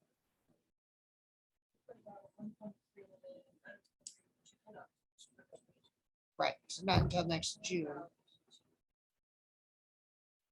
Say that one more time. But in our savings, we have 1.3 million. Not that we can touch right now, though. Right, but it's still, It's, yes, they're just. right. Yeah, still there. I'd like to think we'll be in the next year before we have to touch it anyway. I can do. Robert said we'll be into next year before we have to touch that money anyways, because And we can't do anything else with that 4.6 million or 464,000 because we appropriated to the bond yes. period. So it can't go anywhere else. It has to go. I can go back and say that. It can go back. We have to. we can Yeah, move it you can back, use it. but- So really, we have 4.76 for our bonds. monies. I don't know if I'm trying to convince myself this is a good idea or not. I think we're all talking ourselves in and out of it. Well, can I, well, we have to take a risk somewhere, right? There you go. All right, Okay. further discussion, I guess. Circle back. I'm waiting for numbers. Okay, we'll wait for numbers. I agree. Oh, back to the hot seat. No. The ending fund, yeah. And what we moved over, Well, I know we moved the 4,000. It is, okay. 464. Yeah. Is it 464 or is it 400? I feel like it has 464. 464 in it. It's, I think it's 400. It was 464. oh, I think the code. Right? Is there the 400 or? 400,000 for the budget in 420. Now that we moved out of unappropriated into the bond. was $464,000, correct?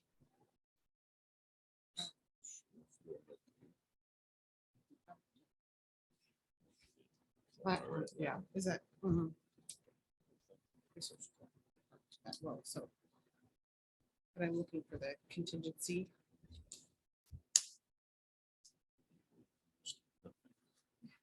Dark City. I know it is 10 o'clock. Wait. Get her over there, Yoni. I'm trying so hard not to do that. We've got really important conversations tonight and big decisions. And I'm out of water again.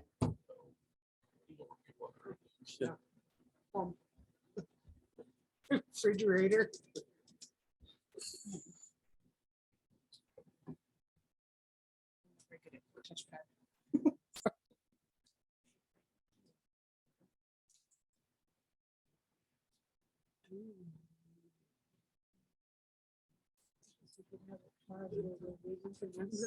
Yeah, we can go ahead and take breaks. So Lori's not. Okay. So we'll recess at 21:56. More water.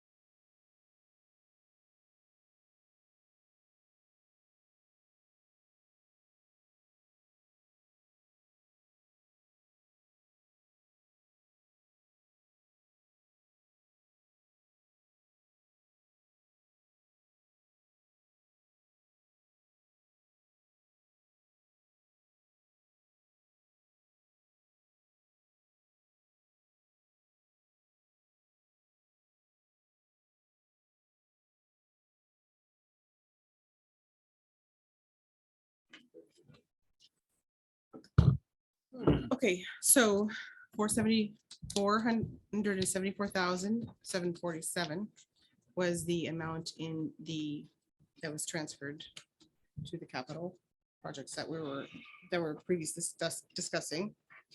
And 120,000 is in the operating contingency fund. And the unappropriated was 1.34, 1,341,000. And then I was actually wanting to make sure we had the ESSER funds. Yeah. that too. Right? And I thought so. It's actually more like 160. 160, I Thought thought it it was was 300. 300. I'm not sure where that was coming from. ESSER 3 Yeah, had revenues of the 206 to begin with budgeted. And you're supposed to use up to 20% is required for extent, it's like summer learning, or it's a credit recovery, or it's to do with instructional. And so what was down in the building acquisition, construction and improvement part was the 164,800. So, because that was sure where 300 came from. That might have been a previous conversation I obviously wasn't part of. So 206 plus the 164? No, No. that was the starting balance. The revenues are the Okay. total of 206 so we only have 160 we can 160-ish. apply. Yeah, I thought it was for 300. HVAC. And I thought it's because we're required to use that money. So 634,000 added to it, right? 40. Would be the 160 and the 474. Right. So yeah, yes, we would add So another then our 164 to- bond right now is 4.3 million. No, because I was calculating 4.3 to 300,000 ESSER funds. We're actually 4.0. So then we would add the 160 and add the 474. So 4.0, 4.0 plus the 474 634 plus the total. 160. So 4.634. Yeah, 4.634. So my next question is, these are hard costs for these projects, but what about straight line project managers, that Mhm. kind of thing? We don't have hard numbers on those. Yeah, we do. There's It's in the the Excel spreadsheet. file. Yeah, the Excel file. It's And that will, that's like a GMP for the It's a architect. combined estimate. It's not a GMP, it's an estimate still. So, but it is the Alsea Electric HVAC hallway VOC combined estimate. Yeah, except for on the spreadsheet, if you look at the VOC piece, that would be the actuals. Right, the GMPs. And then they have soft costs at the bottom for all of their. Yeah. So then my question is for the. No.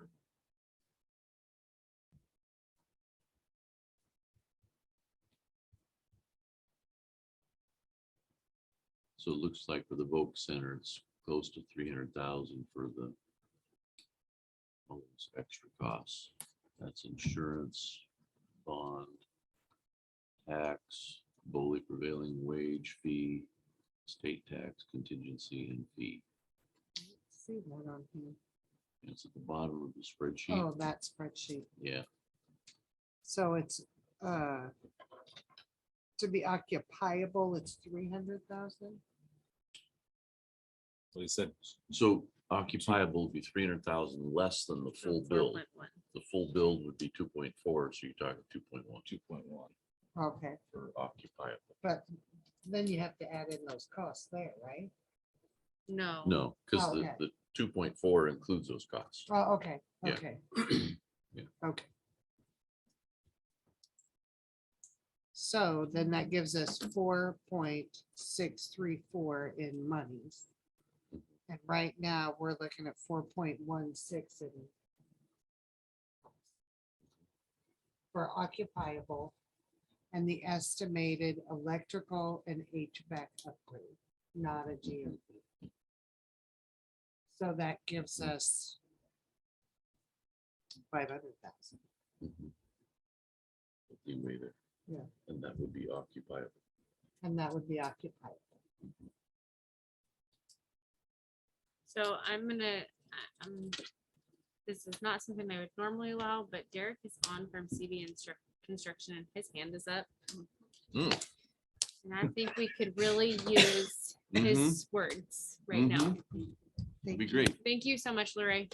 She just wanted to get out of the hot seat.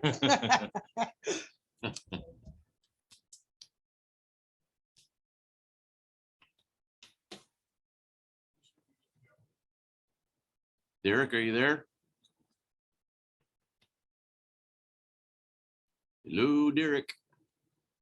I think he's unmuted. Unmuted? Oh, no, maybe it's phone's muted. I can't see that far. can't either. Everything's unmuted. Yeah. Derek, are you there?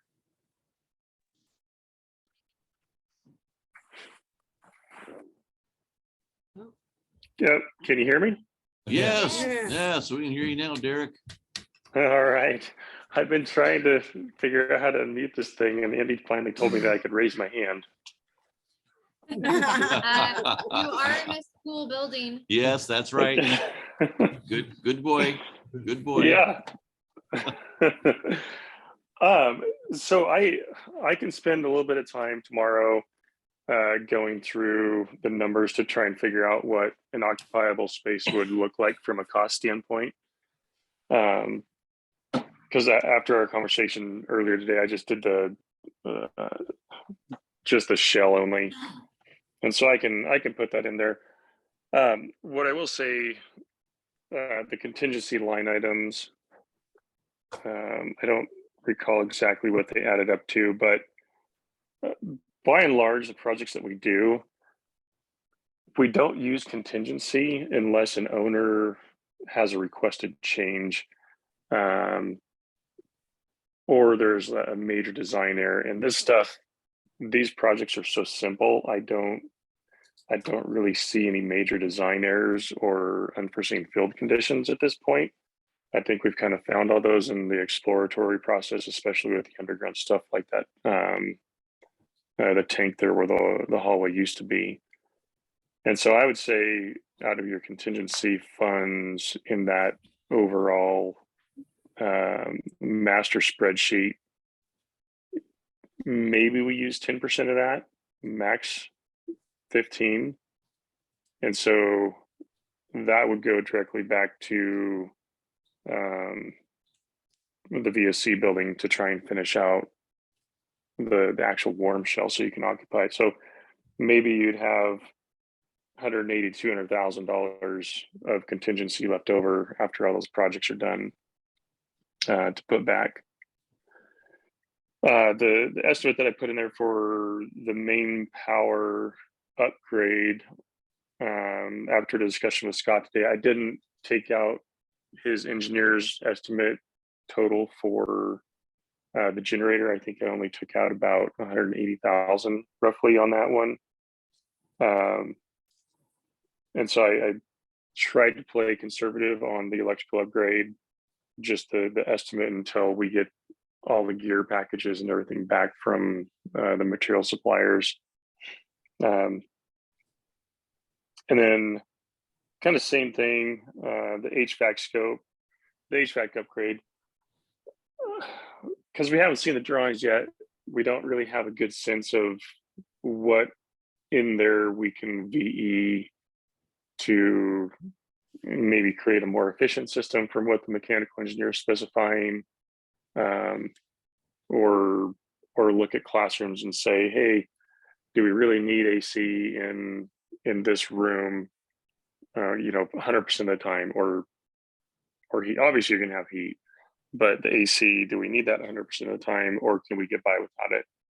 And without seeing the drawings, is the engineer, specifying a multi-head port mini split system, or is it a single port system that each classroom gets its own specific outdoor unit? for a single indoor head. So there's a bunch of unknowns there that we don't know that maybe we can create some efficiencies out of. I can't say I disagree with delaying a couple weeks and waiting to get those other numbers. But on the other hand, I look at the standpoint of the concrete and dirt subcontractors that we have on board. Right now, they're telling us if we don't do it today, it's 4 to 6 weeks. But 2 weeks from now, that might change with them. They might. I mean, the what ifs start coming into my head of, well, what if they find another job that is a guaranteed job for them, and they take that, and we get pushed off even further. So then, if that happens, then we say, okay, well, we're going to have to skeleton our own concrete crew to get down to take the job on to get it moving. Basically, the day that you guys say to get it moving, and so that's an option that we can look at too. And maybe it's just the standard concrete company that we have allocated there can't meet the schedule, and we've got to go somewhere else, and that somewhere else likely probably would be our own crew at this point, because it's super hard to get anybody at a moment's notice to jump on a project like this. I have a So question out of ignorance. Yeah. So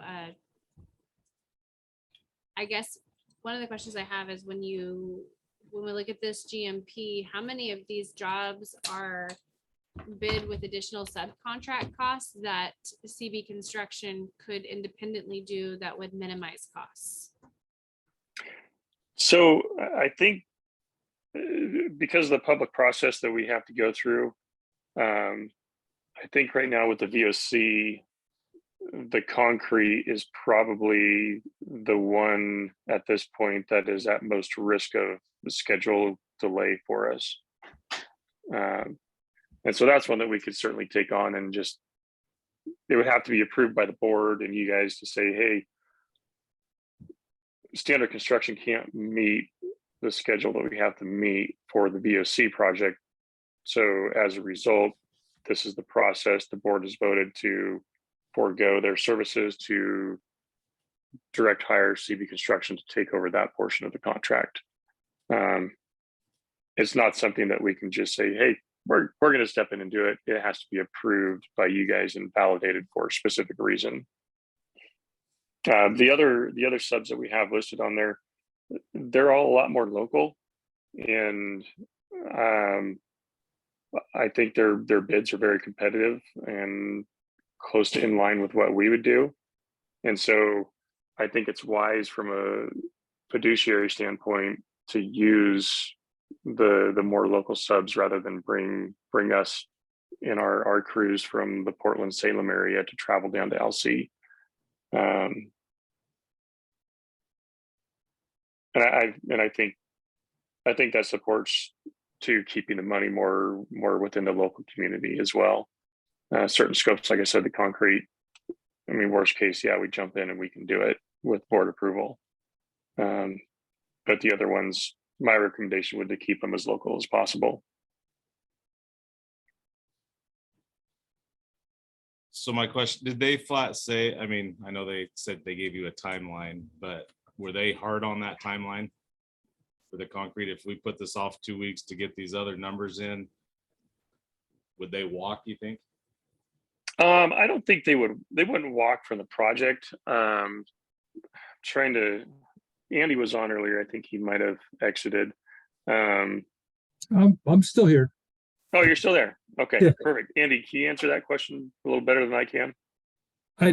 There's been no threat of walking, but we've been waiting for their crew or members of their crew to become available from other jobs. Other jobs have extended, so we've been pushed. And if we don't take advantage of what they're organizing right now, gathering all those people, getting all their background checks and all that in to mobilize to the site next week, we stand chance of losing those same people to other jobs that are picking up and not getting them back again. So we've had a 4 to 6 week wait now. We're anticipating another one if we don't grab this window of opportunity to get them on board and get them started. I have a question also, just in general around a GMP. How long is a GMP good for? Or how long is this GMP good for? So the VOC GMP, I think we're pretty solid on that for a month or two. I don't think our numbers are going to fluctuate any longer. I think we've solidified everything that we possibly could with the subcontractors that we have. And so I feel comfortable with the GMP for the VOC for at the least through probably mid-October. So I'm trying to break this down, and again, sorry, I just don't understand your world quite the same way as others. But if this GMP for the VOC is good for 1 to 2 months, and CB could step in to do the concrete, we could delay our decision to wait for these numbers to come in, and we'd still be in a good spot to be able to approve the GMP without a risk of increase. And we'd still have, we'd have concrete to be ready to pour because CB can come down and do that. That's correct. And the big risk that we run into with the shell only GMP, I think we would have to make a decision fairly quickly on moving forward with full build out GMP, because the electrical HVAC plumbing world, those prices are fluctuating still on a monthly basis. And so I think within a 2-week period, we're going to have to be prepared to have some real hard discussions on the full extent that we want to go with the VOC, because otherwise we are definitely going to run the risk of price escalation because we can't sign the subcontracts for the full boat of the VOC. And so that is certainly a risk out there. But So, in 2 weeks, we'll have a pretty good idea where that's at. so you are saying that 2 weeks, we will have these hard numbers? Yeah, 2 weeks, we should have the hard numbers for the electrical upgrade and the HVAC upgrade. And I'm going to caveat that that's pending the electrical suppliers play ball with us and get us their numbers. We had another school project where the supply houses took like almost 3 weeks to get us numbers on our switchgear because their backlog of just bidding was so far. So we'll hit like Square D and different places up and make sure that we get a few different supply houses getting us quotes and see if we can get it all on time. Since we're not doing a generator and real big switchgear, I don't think that time frame will be an issue at this point. I think it took it took Cooner, was it 4 to 5 weeks first go around with their various supply houses to get their numbers Yeah. locked in, in that first round. So But you've been working on these numbers since the first part of August, right? So these numbers that they're giving you now should be the concrete numbers, the real numbers. we've had the concrete numbers since. No, not the actual concrete numbers. I meant the set numbers for the HVAC and for the panel upgrade. Because in the first part of August, you said you were gonna have these GMP numbers. And so to me, it was kind of you're working on it. And so those should be the right numbers now. There was no drawing. There's no drop. They Well, made- the electrical numbers were based on the drawings at the time that were prepared and issued. And then we received an addendum after CPI, Citizens Power, went through and did their review and approval. So we have a conformed set It's approved by the local Okay, provider. So those those are in very good shape. We know what we're Okay. doing there. okay. There are no mechanical drawings for the main building system For the until HVAC, tomorrow. but- Okay, HVAC, yes. okay. Thank you.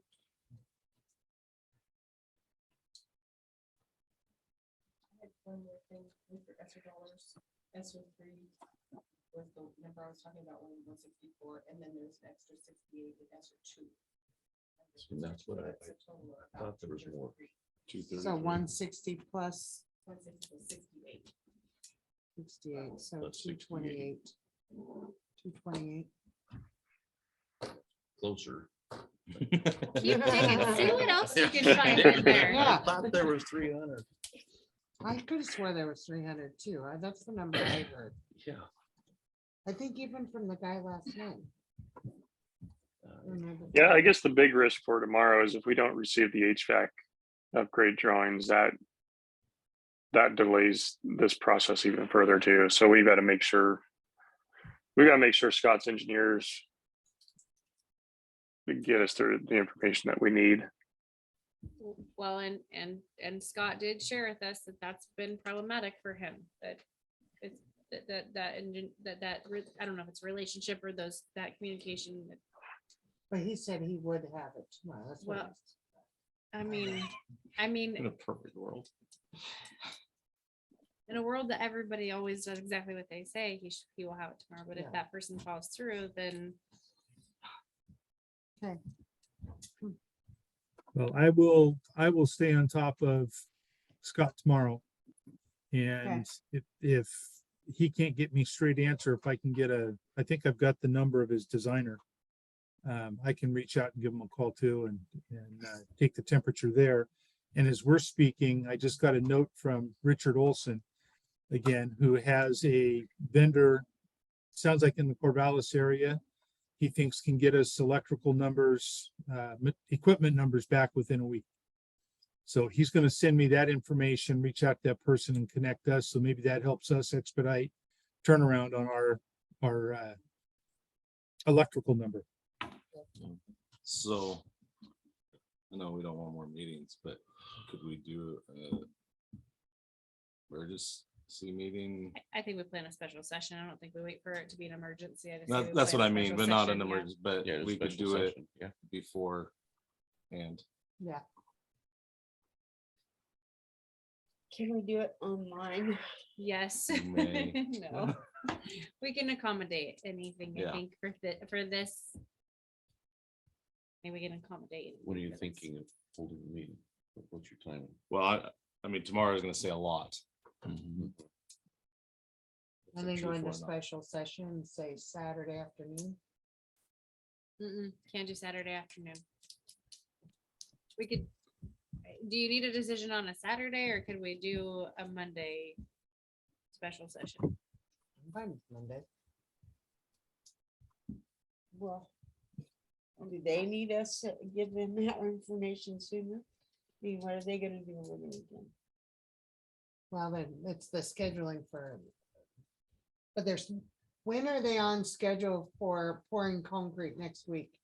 Well, it's not placing concrete. It's getting the crew there to get them started on formwork. So what day? Monday? He's looking probably mid to late week. Oh, So I'm thinking it'd be a week from Monday that we're looking at having bodies on site and some formworks. okay. A week from Monday? A week from this coming Monday.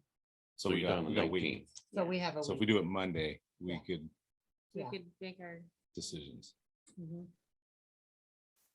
So we still have a motion on the floor we have to vote on.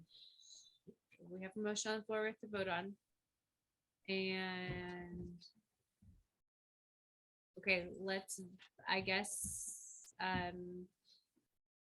we have a motion, we have a second. So the motion was to approve the GMP for the VOC shell.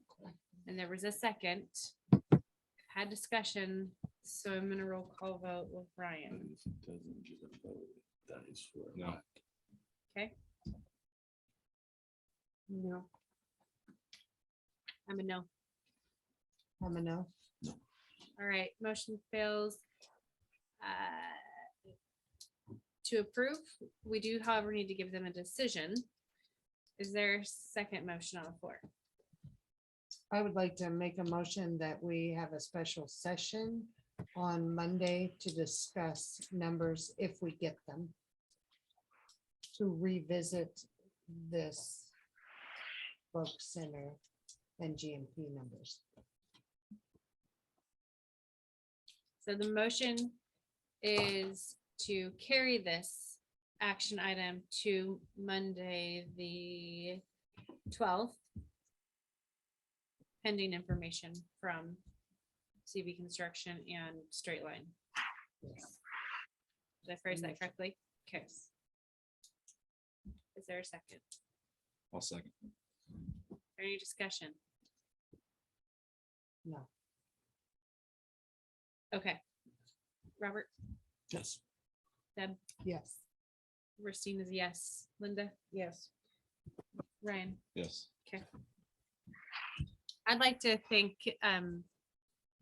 CV Construction for jumping in and Chiming in, helping us. for sure. Thank you very much. Sorry, I didn't raise my hand earlier. I didn't know that was a function.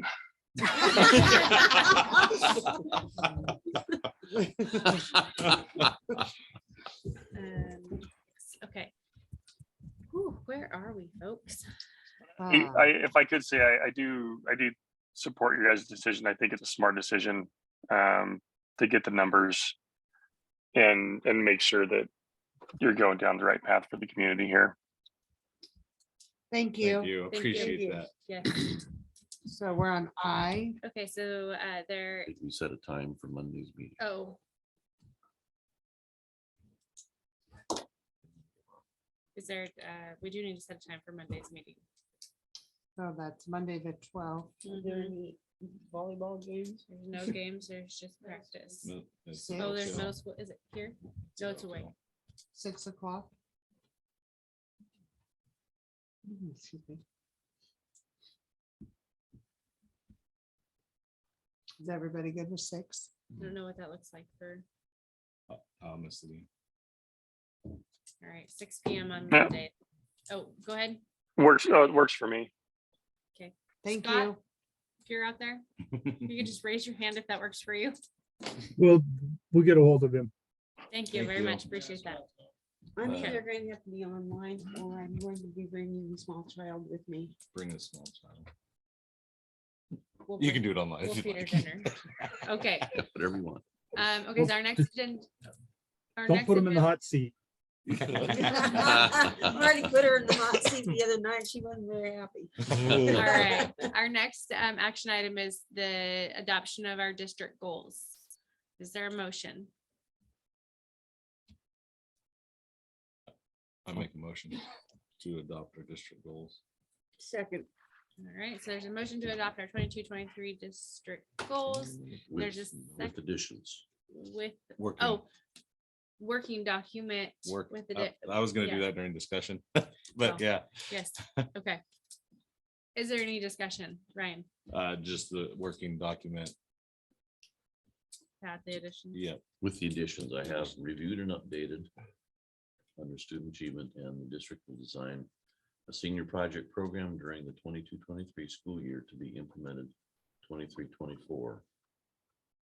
Mhm, Also, December and March board updates, all under student achievement. mhm. Does that sound right? Yes. Okay. All right, Linda? Discussion? Robert? No. Deb?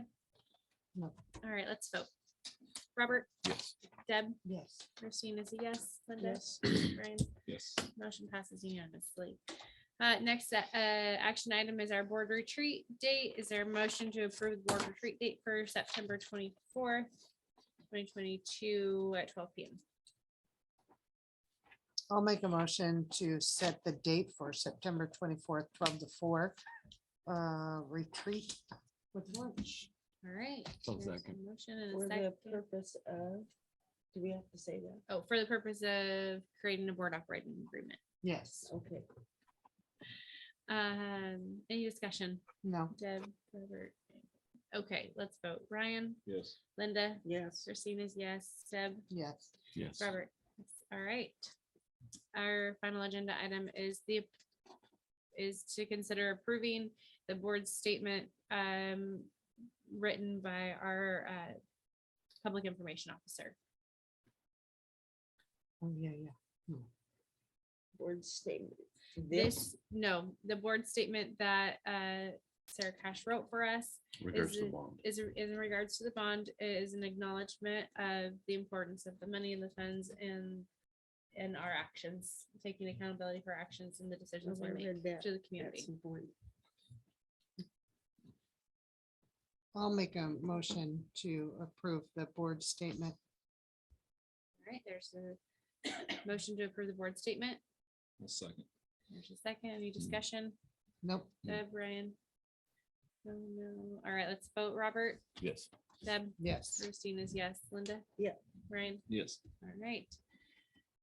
That concludes all action items for our meeting. We will go into executive session at 22:32. We do plan to come back into regular session after we complete our 2 executive sessions for ORS 192-660-2H and ORS 192-660-2I. You're back. All right, we are out of executive session at 23:52. There are no items to vote on, and we will adjourn at 23:52. Oh, give it a hammer. No, it's too loud. Might scare you.